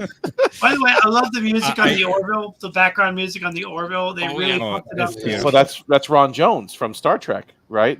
He brought him over from. Yeah, he loved his work. They really pumped it up. That's a great album. My favorite music selection from the TOS films is James Horner's "Stealing the Enterprise." Oh, from 3, Beautiful. Star Trek 3. Beautiful. Yeah, that's a great scene. No, my favorite is the Battle of the Mutara Nebula, because as soon as I hear that music, I could picture the entire battle in my head as it's going. That's a great one too. That's a good one. He did it with a naval theme in mind, right? Kind of that battle, naval battle stuff going on. And then 4 is like the Christmas bells one, right? Who did that one? That was what was his name? Leonard Rossman. Leonard Rossman, and I love it. That's right. Leonard Rossman. I love it because when I saw Star Trek 4, it was like Thanksgiving, and it just had a great fun spirit to it, and I really loved it. And then 6 was good too. That was somebody else as well, Rosenberg or something. Idleman. That's right. Yeah. And he was very planets-like a host of planets feeling at the end of when he did the score for the main theme of 6. It was very much like Mars, Bringer of War by Holst. So if you listen to Mars, Bringer of War, you'll hear a lot of science fiction movies using that basic theme from that piece of music, especially Star Wars, like when the Death Star is about to blow up, and the opening of Star Trek 6. So listen to the Mars Bringer of War, just YouTube it, and then listen to watch either one of those scenes, the opening of 6 or the Death Star about to blow up, like about to fire its weapon before blowing up, and you'll hear similarities. Now, I was about to say there was a great album they released for Star Trek: The Next Generation, the Ron Jones collection, and he did some of I think the best music in the Next Generation. I have it on my playlist. Like I love my favorite is Who Watches the Watchers. That's a great episode. Great score. Yeah. It's my favorite. It's probably my favorite episode, way up there. And when he does the music for yeah, me and Salty don't get along about this, right? But No, it's a great episode all around. That's a great episode. when he does the music for that, for when I can't think of the character's name when she beams up and Picard talks to her about progress. Oh, it's beautiful. And they're in the observation lounge and she's looking at her planet, right? Yeah, that's That beautiful. to me is Star Trek. That Yeah. scene is the epitome of Star Trek. Prime I directive love it and so primitive much. culture. Yeah. Yeah, that to me is if I were to summarize Star Trek in one scene, that scene would be on the top of the list. Michael Piller really took charge of the show when it needed to be changed, and the season 3 is very evident of that. That's why people call that one of the best seasons, and I agree. But his influence was profound. I mean, he really, some of the best episodes are in that season. Who? Just because Ron of that. Moore, you said? Michael Piller. He You're took right. over the writing staff in season 3. Yeah, that's And fantastic. changed it all around. Yeah, it's And he so great. realized that instead of having like big action scenes, let's light the sets correctly, make it more of a drama, and count on actors like Patrick Stewart to have great dramatic scenes where he's talking to one or two other characters, and you don't need big action scenes at the end because you have great, fantastic actors that you like put Patrick Stewart in his office with some other character and shoot that, and that's your big climax. That's what they did, and they realized that they didn't have to like have a big phaser shootout when you have Patrick Stewart or other actors in the role. And Piller wanted character-driven episodes, not plot-driven episodes. That was his direction. Also just dramatic acting, like when you have Patrick Stewart, whether he's talking to Rasmussen or whether he's talking to the Phoenix captain or what he's talking to any actor, like whether it's the warden from Shawshank Redemption or Max Syndrome, Captain Maxwell. Yeah. Right. No matter what it is, you put Patrick Stewart in a room with one other good actor, and they're going to bring the fireworks just on acting. Yeah, but you said you listened to that Ron Jones collection. It's great, right? I mean, I love it. I highly recommend it for everybody out there. You can, I have the CDs, but how do you play those nowadays? You can stream it or download it too. Yeah, it's amazing. It's just so, and they remastered it. It's beautiful. You can listen to it. I mean, some of the best music in Star Trek, I think, is from him. Although, I love, what was that? What was the booby trap episode where they're in the asteroid field? Yep. That's got some awesome music. Yeah, fantastic. Some of the best ones. Evolution, obviously. Was that the first episode of season 3? What was that? That was first episode of season 3. Yeah, that was a really nice one too. Of course, the best of both worlds. Data lore. Was it Evolution? Yeah. Was that right? Yeah, Evolution. Right. That's a beautiful score. Brothers from season 4. That was a good. I mean, on and on and on. He had some really good ones. The Nth Degree. Yeah. Oh, the Nth Degree. That's a really good one he did. Yeah, that's a good one. I like that episode with Barkley. That's a fantastic episode. That episode to me is like almost the first one I'd pick for somebody that's never seen Star Trek because it's such a perfect episode. It is good.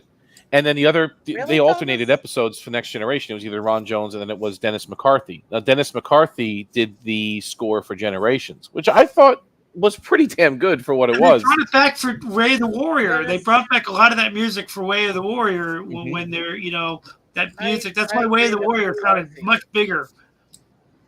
Yeah. Yeah, I agree with McCarthy. Yeah, for sure. He wrote a lot of Star Trek. Yeah, he did every series. I mean, Next Generation, DS9, Voyager, and of course Enterprise. A lot of Enterprise was him. Oh yes. So. But you guys knew that an Enterprise theme originally it was the song itself, "Faith of the Heart," was written by Diane Warren, but it was originally sang by Rod Stewart, and then they had the other guy take it over for the Star Trek Enterprise theme song. That other gentleman, I can't remember his name, but it was originally sang by Rod Stewart. It was Rod Stewart who sang the song originally. If I remember correctly, I've seen it though, live at the concert. The theme song for Enterprise was actually a different song, and they had it pretty well synced up to, from that song to the opening credits, and then for whatever reason they had to swap that out for a different song. Russell Watson. Yes, thank you. Indeed, yeah. Thank you Yeah. for. We couldn't think of that. Thank you. I couldn't think Well, of I it. think the ending credits of Enterprise was what Dennis originally came up with as the main credits. I think. Yeah. Yes. Right. Yeah. Yes, it was. Which- And it Yeah. sounds too Archer's Buck Rogers to me. What the end credits to I heard Enterprise? a you're saying? rumor. I heard a rumor that they were originally thinking about using the first Contact theme as Well, well. the end credits music. No, for the opening of the show, or at The least Goldsmith, the Jerry Goldsmith theme. yeah, Okay. or maybe somebody edited it so that it was the open. I don't know if they were thinking about using it, but that would have been awesome. I love that. Well, Thing. I loved hearing that on Picard season 3. That was just beautiful. But Hearing they that kind score. of truncated it. They kind of made it shorter. And Well, that kind of- yeah, they but couldn't it play was the still whole great. end credits, but you got the meat of it Yeah. in there, and that I was love that beautiful. theme. That's Yeah. one of my favorite movie themes ever. Yeah, you're But- talking. John's talking, or no, Professor's talking about the Buck Rogers in the 25th century, right? That goes ta ta ta ta ta ta ta ta ta ta. Shoo! Well, I yeah. mean that. It just sounds like music from I that remember that. series. Maybe not the theme Yes. itself, but Yes, Now- I agree. You all probably know this, but Well, Dennis I McCarthy think wrote so. a different Parts version. A different version of the Next Generation intro. It wasn't going to be Yeah, he the did. Jerry Goldsmith. He wrote his Yeah. own theme. It was actually Picard's theme, right? They used it throughout season 1 and season 2, and even actually throughout this, he snuck it in wherever he could in the episodes that he wrote. That little theme, the Next Generation theme, I guess, but it was his version, not Jerry Goldsmith's version of the anthem. Right. I heard Roddenberry loved the music from the motion picture, and he wanted to use it on Next Yeah. Generation. He loved it so much. I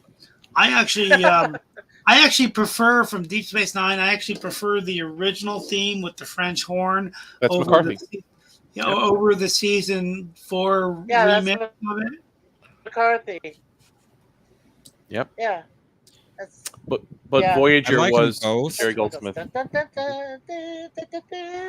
Yeah.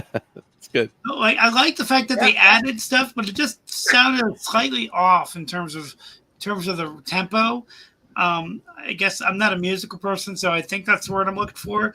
But like the original really had this feeling that Deep Space Nine was out by itself, and just a single French horn was an amazing way to start the show. Whereas when they updated the Well- theme, I thought it was great in concept. You but mean when the tempo- comet was going through space? Yeah, but the tempo was just slightly faster than the music, if you know what I mean, for the revised theme. Yeah. The percussion, the drums. They added the drum Oh yeah. section. For sure. Yeah. They added drums inside. Yeah. well, I But- think they wanted to add a sense of the Steve. show picking up speed. Right. There's more ships Or you see steam. visually in that. Yeah. Yeah. Yes. More stuff happening. You got more ships coming, more commerce going through. A war. Got the war picking up, or Yeah. Klingon hints War. at a war. Dominion First War, the yeah. Klingon War, then No, I agree Dominion that War I later, like the concept of what they were doing. I just found the tempo just like a half a step off. It's like you don't notice it until it doesn't work. You know? what I Yeah. mean? Like it's I guess not- it's hard to put drums to that original theme, so they did the best they could. That's what I'm thinking. I mean, I'm not a musical scholar either, but Well, it's Deej knows something about music. Maybe he can give us his 2 cents. because it was. And McCarthy's even talked about this on interviews. He really didn't like using percussion I with any know. of his scores Noticed- for Star Trek. I He felt it noticed wasn't that. Star Trek.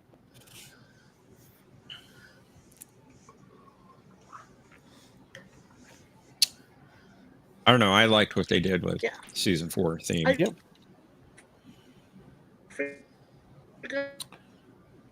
Now, just to warn you, when you watch Tenet, the sound mix is really weird. Like he deliberately will obscure dialogue and have the The music. Buck Rogers theme version with the lyrics. I forgot who.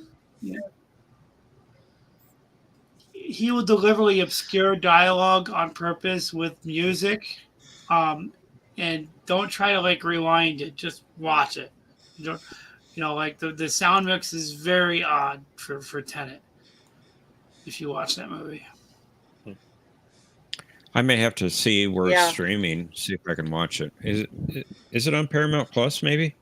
I don't know. I bought the Blu-ray and then I have the digital copy, so I wouldn't be able to tell you where it's streaming. If you find it on Vudu, you might just buy it or something. I don't know. Deej wrote, nothing wrong with Yeah, no, percussion there's- except that sped up version of Enterprise. You mean, okay, so you mean the Enterprise intro had changed in season 3 or 4? 4, I guess it changed. No, 3 had changed.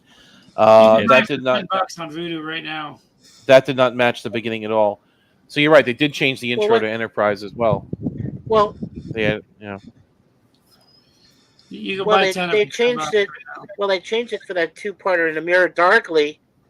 Oh, yeah, Mirror well, that Darkly was- was a different theme Totally different. entirely for Oh, Enterprise. that music was fantastic. I loved how Totally cheesy it was. I love that theme. That part was good. Yeah, they did well with that. Very well. Okay. Yeah, Did you notice it though in wasn't bad. Strange New Yeah. World Yeah, it the was pretty musical, the intro was a little bit different to the Yeah. to the, and then they did it with the animated episode too. A couple of them they've been tweaking, changing it a little bit. The intro, right? I haven't Well, seen. they animated the Strange New Worlds intro But for the yeah, crossover. Yikes! and the musical one had some, I guess, chorus or something, some choral. Yeah, Yeah, and behind I it. knew we were in trouble already by that point. You knew it right then. I knew before that, actually. Yeah. Oh man. I still remember Spock singing for the Platonians. I'm sorry. I'm going back to that. He did, right? No. He was under their control. The wine song, right? What No. song did he sing? He sung Bitter it? He did. drinks. Bitter drinks. In the original series. Well, he was That's what being he was saying controlled about by Bitter by Harmony. an alien. Yeah. I don't by buy Harmony. this subspace phenomenon doing this to them. So okay, so that's what I was thinking then. What if it was the Platonians or some version of them controlling the Enterprise people to make them sing? Would that be easier for you to digest then at that point? Okay. it's But just- why?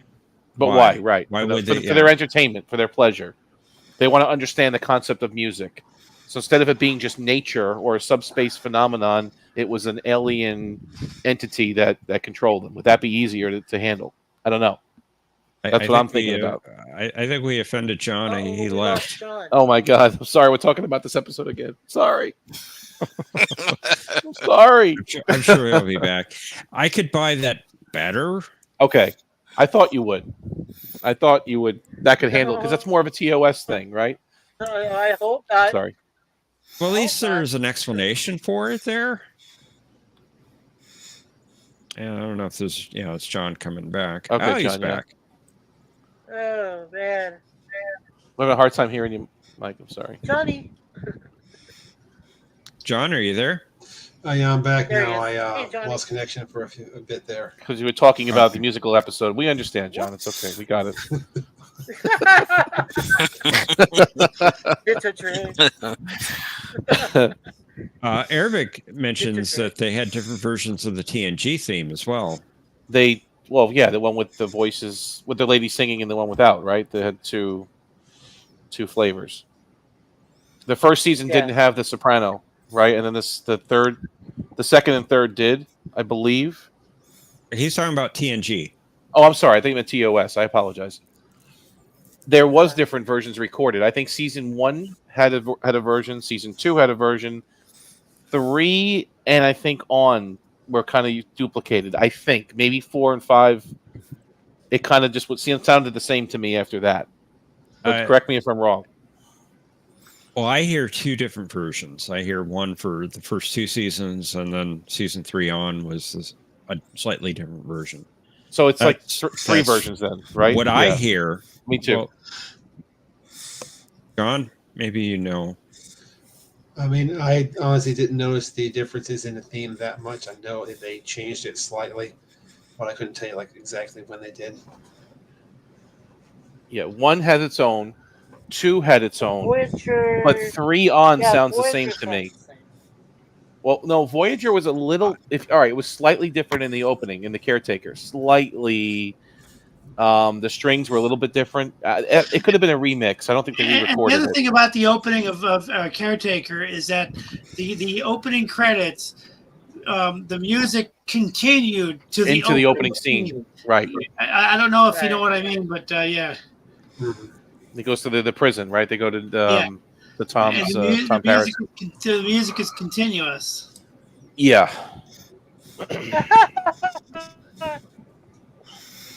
Thomas disagrees with The you, Ballad of Bilbo Baggins. Omni. There's nothing they can change to make it better. Oh man, I know. I'm just trying, guys. I'm trying. It's new track. I'm trying to like it. I'm trying.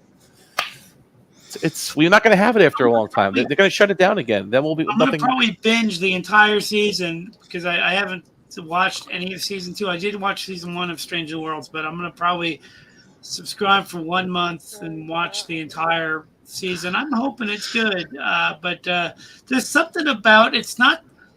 They don't have enough hard science fiction in the show, and the characters are a little too, like, I don't know. They just are not strong enough to me. They're a little bit too jokey, but not in like a Seth MacFarlane clever way. They're just a little too like. The characters don't gel for me. For some, I can't place why, but they just feel like very unprofessional. They do. I agree with you, Mercer. Yeah, I just can't place it because it's not like they're trying to satirize Star Trek. They're trying to say this is a prequel or this is some kind of alternate prequel. I don't know what they're calling it, but like they're not charming enough for me to like it. Like as soon as I saw Gordon and he's like, in Orville when he's like, I ejected a shuttle full of squash out into space. I'm like, this guy is hilarious, and this show doesn't have quite that hook that gets me into these characters. So I'm reading the comments. Aravic, yeah, the Voyager theme was the same for 7 seasons. I think except for Caretaker was a little bit different. Deej said the only song Spock should sing is Bilbo Baggins. That's a great song. And then the alternate version, Aravic said, of TNG. Yes, That's ballad. The Ballad yes. of Ballad, not Bilbo ballad. Baggins. Bilbo Baggins. And then Arabic said the alternate TNG theme. You can see it on YouTube, and they actually put it to the credits. You can see how it would look if that was the original theme. And I agree. I think the Jerry Goldsmith theme is a lot better than. Oh yeah, definitely. Yeah, I think it worked the No way doubt. it should have. Yeah, not that it was bad, but this is better. Definitely.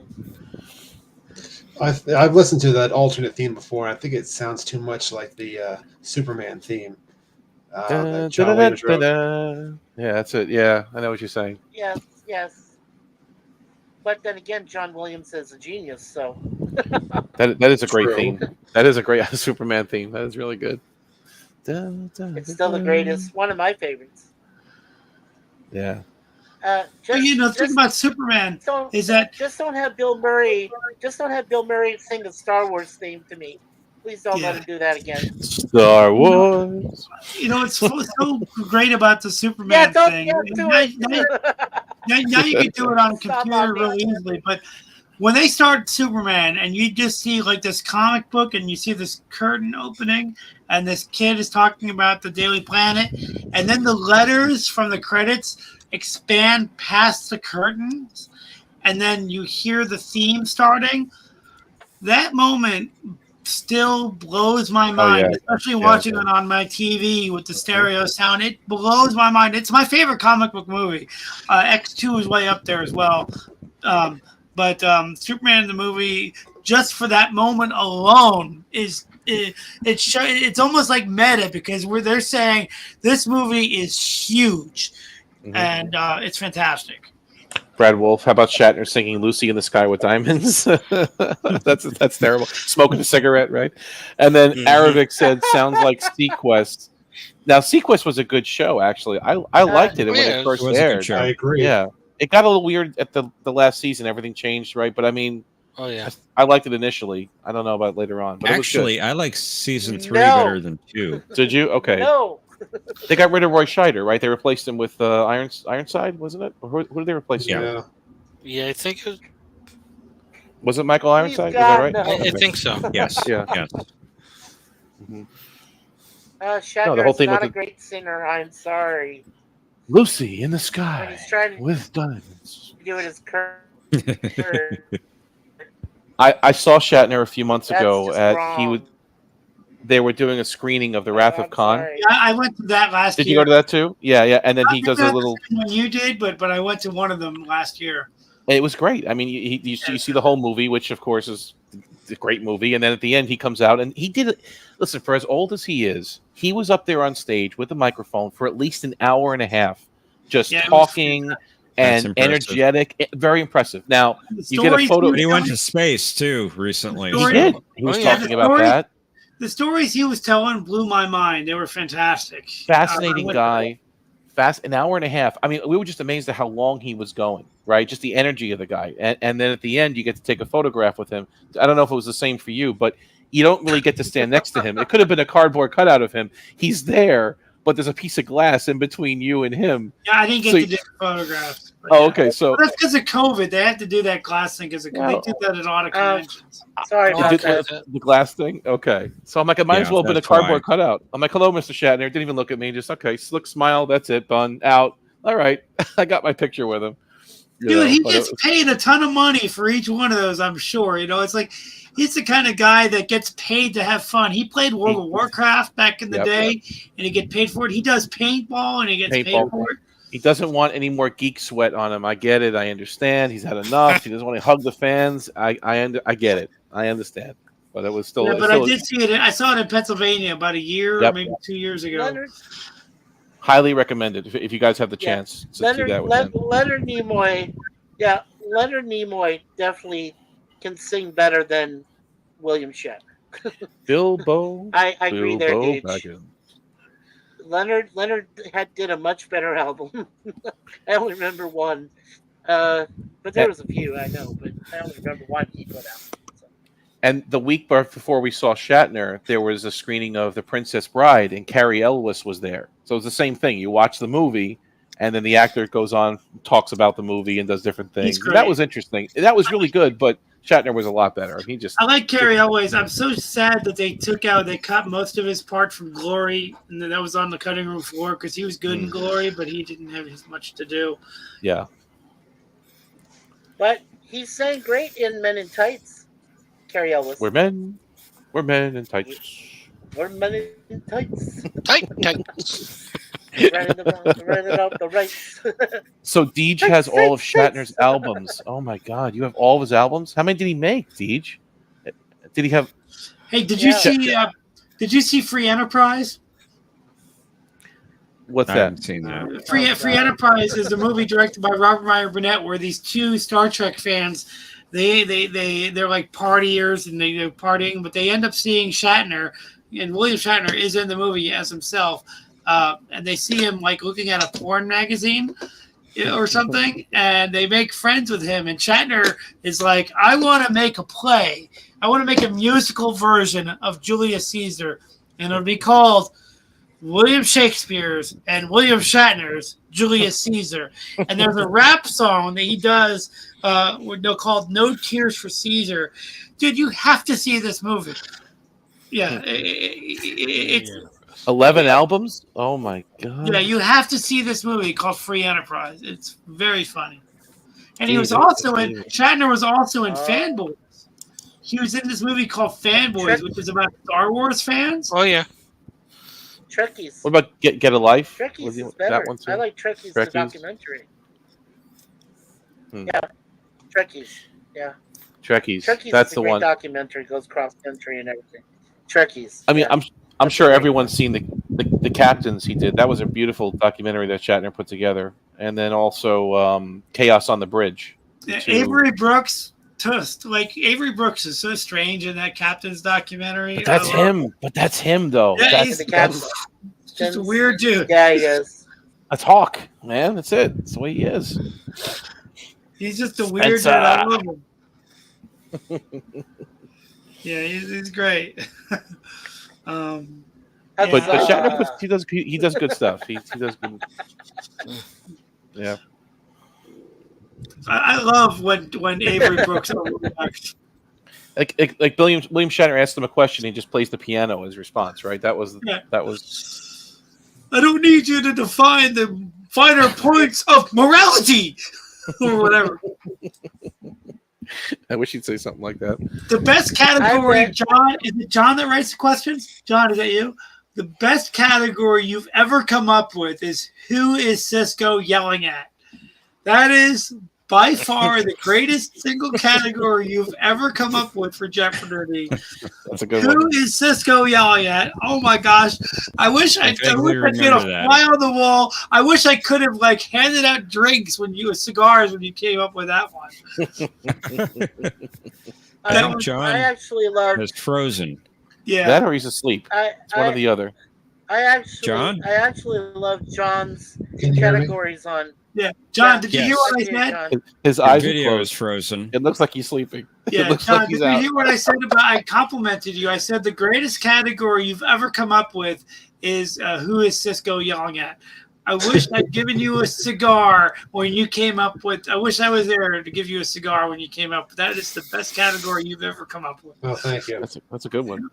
Yeah, I really want to give you a hug for that. My favorite non-track category is, I guess, he must be using the Herogen network to 70s, transmit. 80s, and 90s sci-fi shows. And you went by description.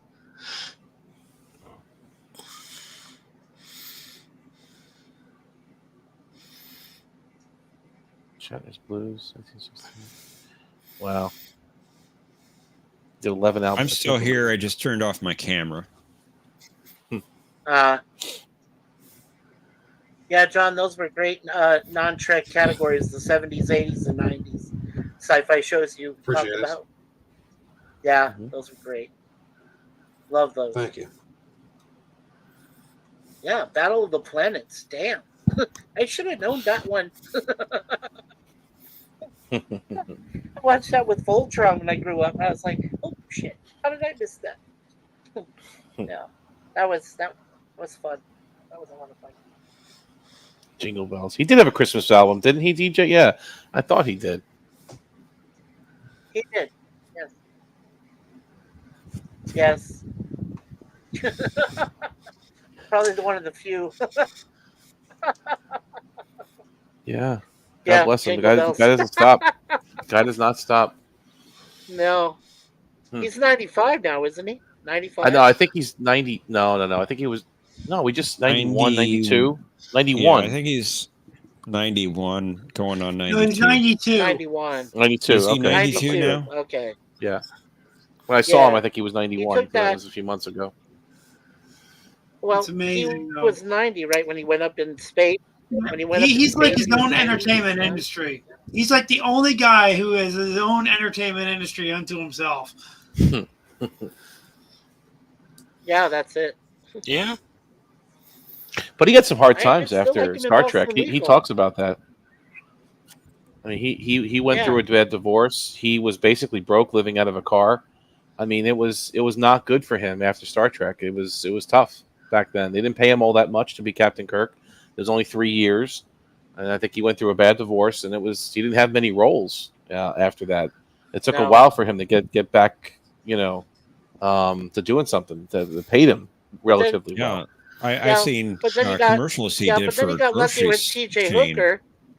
He did vacuum cleaning commercials. He did like a commercial for a vacuum cleaning company. Mm-hmm. Yeah, that was the one that started with an O. What was the name of that one? The vacuum factory that started with an O. Oric, yeah, that's it. Thank you. Yeah, Oric. and he did those episodes of Columbo here and there, right? He did one of those. He did a little bit of guest starring here and there, but it took a while. It took until the late 70s to really start going again. Well, yeah, TJ Hooker was a great find for him. TJ Hooker, and then but that was after the motion Boston picture, Legal, and he got an Emmy for that. Oh yeah, yeah. But that was after the motion picture. The motion picture was what 78, right? 79. So 79. 78. T.J. Hooker was the '80s, I think, wasn't it? Early '80s. This was right after that. Yeah. And 81, 82, something Kingdom like of the that. Spiders. Yeah, that's a good movie too. Yeah. Airplane Boston 2 was Legal. his best role. Sounds cool. Why wasn't I notified about where the bridge that we didn't have a Well, I bridge? think that's his funniest. Yeah, he did some Why was I stuff. told Satire. about these things? When it comes to the thing, yeah. Remember he did that show Rescue By the 911? way, real quick, Airplane 2 has the only appearance where you see the original unrefit Enterprise in the big screen. Murdoch. Looking through the Periscope, Murdoch you and see the Enterprise. That is the only time it would have ever appeared on the big screen. That's funny. Yeah. Yeah, he did a lot, and he never stopped working after that. He just kept going, doing whatever he could. Dodgeball, he was funny in that too, right? Oh, he was Did you ever- fantastic in Dodgeball, yeah. Oh, Did yeah, you he's ever great. watch? Did you ever watch Mystery Science Theater 3000, the movie, when they're watching This Island Earth, and at the beginning they're looking at the credits and they're like Shatner. He's not in this one. We're safe. Yes, I remember that joke. Oh yeah, the MST3K movie. Oh God, yeah. He said, "No William Shatner, no Bill, we're fine, we're So- He's fine." like, Captain's log. I'm feeling depressed. Something like that. Nerdy guy, the nerdy Joe away. Now we know what the world sounds like to Pete Townsend. That movie is so damn funny, and it's like I now feel a fresh mint flavor. Inserting the breakfast pastry, yum. Boston Legal, yeah. On YouTube. I remember his character, Yeah. that the running line Denny of him Crane. having, Denny Crane. Yes. what was it, mad cow disease or whatever it was he said it was. Oh.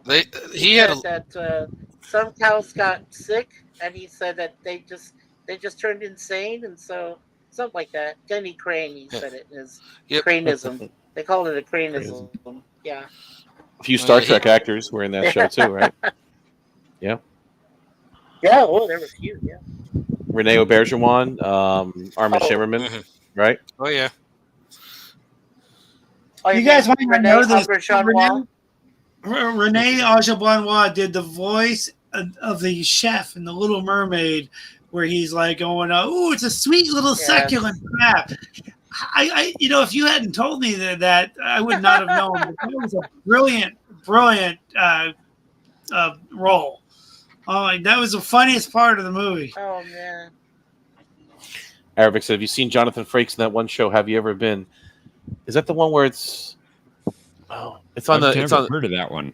No, I know what he's referring to. It's not called Have You Ever Been? It's Alien Autopsies or something. not. It's like that. Yeah, it's one of those shows. Yeah. Now, have you seen when Truth or Patrick Fiction? Stewart, Yeah, have you seen something when like Patrick that. Stewart was on Singles and he's interviewed? This guy comes up and he's like, he's like talking about the X-Men or something. But then they got into Star Trek and Patrick Stewart is like, "So wait, you're single, you've never been married, and you've never seen Star Trek?" Yeah, Jonathan Frakes, Beyond Belief, Fact or Fiction. That's right. That's Beyond belief. That's it. Back to forget. Yeah. Beyond belief. That's it. That's great. Yeah. Yeah. Well. What was it? Will Wheaton did that. Does that Star Trek? The Ready Room. The less said about that, the better. Yeah, I gotta tell you, I'm gonna be honest with you. When I saw the episode of Picard, when Will Wheaton comes in, I thought literally the show had been broken. Like he just comes in and he's supposed to be Wesley Crusher. And I'm thinking, am I watching the Ready Room in the middle of an episode of Picard? Yeah, that was bad. That was very bad. So His acting was horrendous. It was. I was so taken out of that smiling. episode. Yeah, it was bad. It was so badly done. I don't think there's ever been a worse moment in all of Star Trek than that He moment. was rusty. He was rusty, man. He didn't practice for that role. He didn't, He. Yeah. I think his I think his best role is the very few minutes, and he didn't get to say a thing in Insurrection. Well, on Nemesis, what was He it, on didn't A get to Question of Trek? say a word. It was on A Question of Trek. I know that they had that picture of him. I'm like, no, it's a deleted scene. It can't be him. I went back and watched it, and yeah, he is there on the dais, right, on Nemesis, way on the left, like so Yeah. far off the left that you wouldn't even see him. I think in the 4:3 version, he was probably cut off the screen. He probably was. Right. Not Nemesis. They may have It panned was and showed him in the 4x3. Right.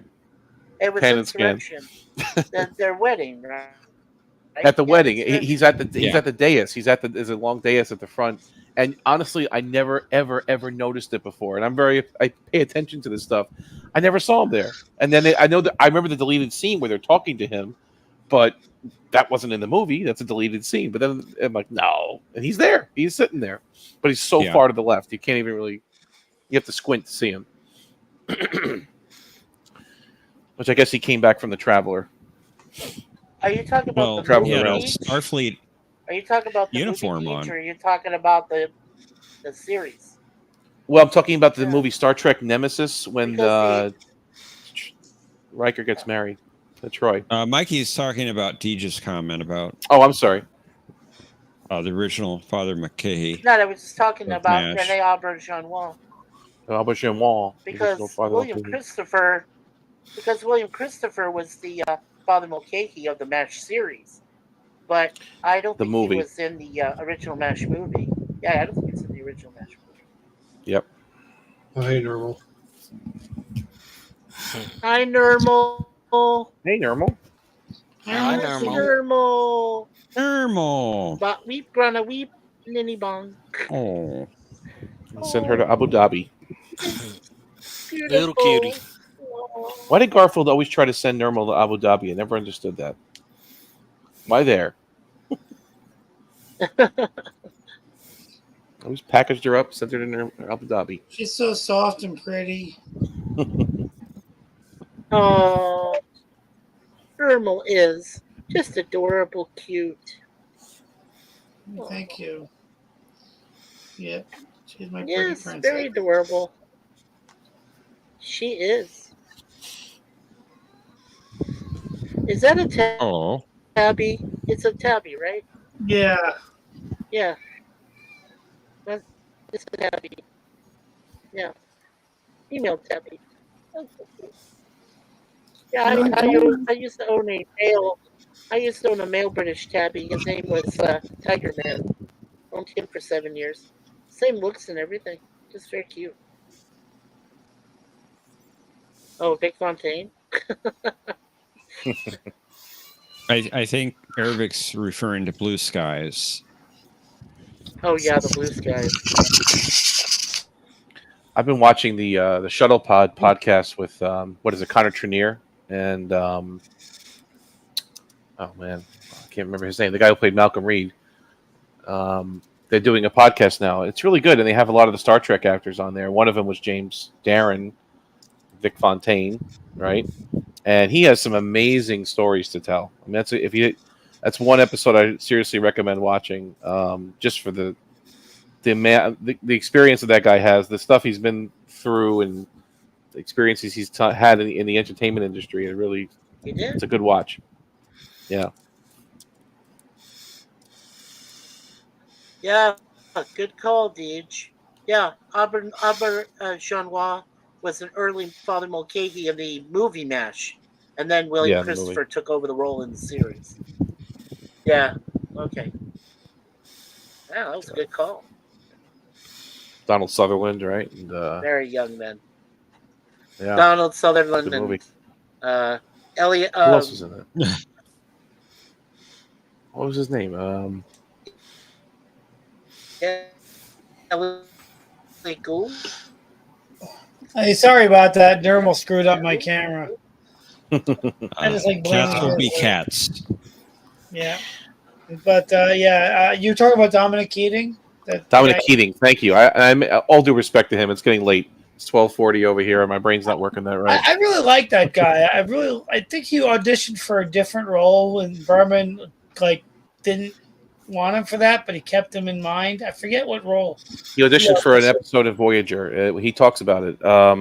I don't know exactly which role. He never mentions which role it was, but it was a Voyager guest star that he didn't get the role, but they remembered him.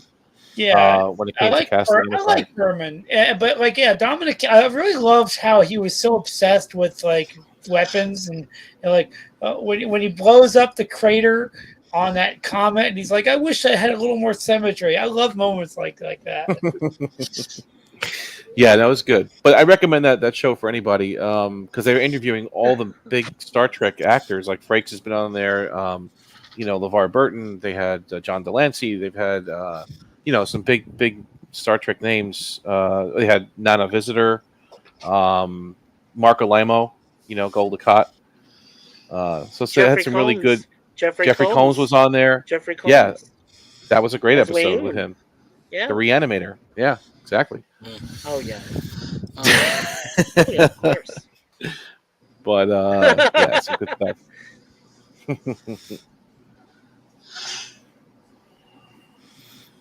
Gary Burkhoff. Yes, That's right. That was I couldn't from think the of his name. movie. Thank you, Deej. So, well, Yeah, this has Gary been Burkhoff. Radar O'Reilly. Yes. That's right. Sorry, John. I'm sorry to break in. I was going to say, though, while this has been a great conversation, I think I'm going to start wrapping it up. Yes. It is getting kind of late. No, Understandable. We should run for 24 hours, Retired son. John. We should You can run. start. We You should can start run your own this stream. 24-hour stream. Just to see if we if can you do do a it. 24-hour stream, Mercer, I'll stop by. Just to talk about Star Trek nerd stuff for 24 hours straight without planning it. We'll just keep going.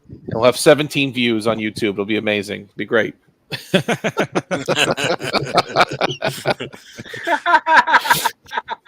One for the ages. Hey, that's why we have Normal here, to keep people watching. Good plan there, yeah. Hey, Normal.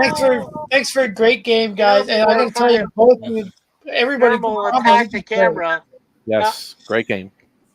Thank you. And John, for the questions as usual. Really phenomenal. And Professor for keeping it all straight. Thank you, guys. This is so much fun. I look forward to it every week. Awesome. Way to score. We do there, as well. Professor. Good scoring, even though, despite the problems. Yeah, so. All right, I'm off. Talk to you guys later. All right. We'll see you All next right, week, guys. Okay. Good night. Good night, Mercer. Have a good night, Mercer. All right, guys. And as Take the professor care, mentioned, John, Professor. Good to see you guys. Thank you, Mikey. See you, Brad Wolf. Bye, Omnicat. Bye, everyone. Take care, Mikey. Thank you. Oh, sure. Take care, Mikey. I was going to mention a question of Trek for tomorrow. It's at 11 a.m. Eastern. Is that correct? Thank you, As Professor. far as I know.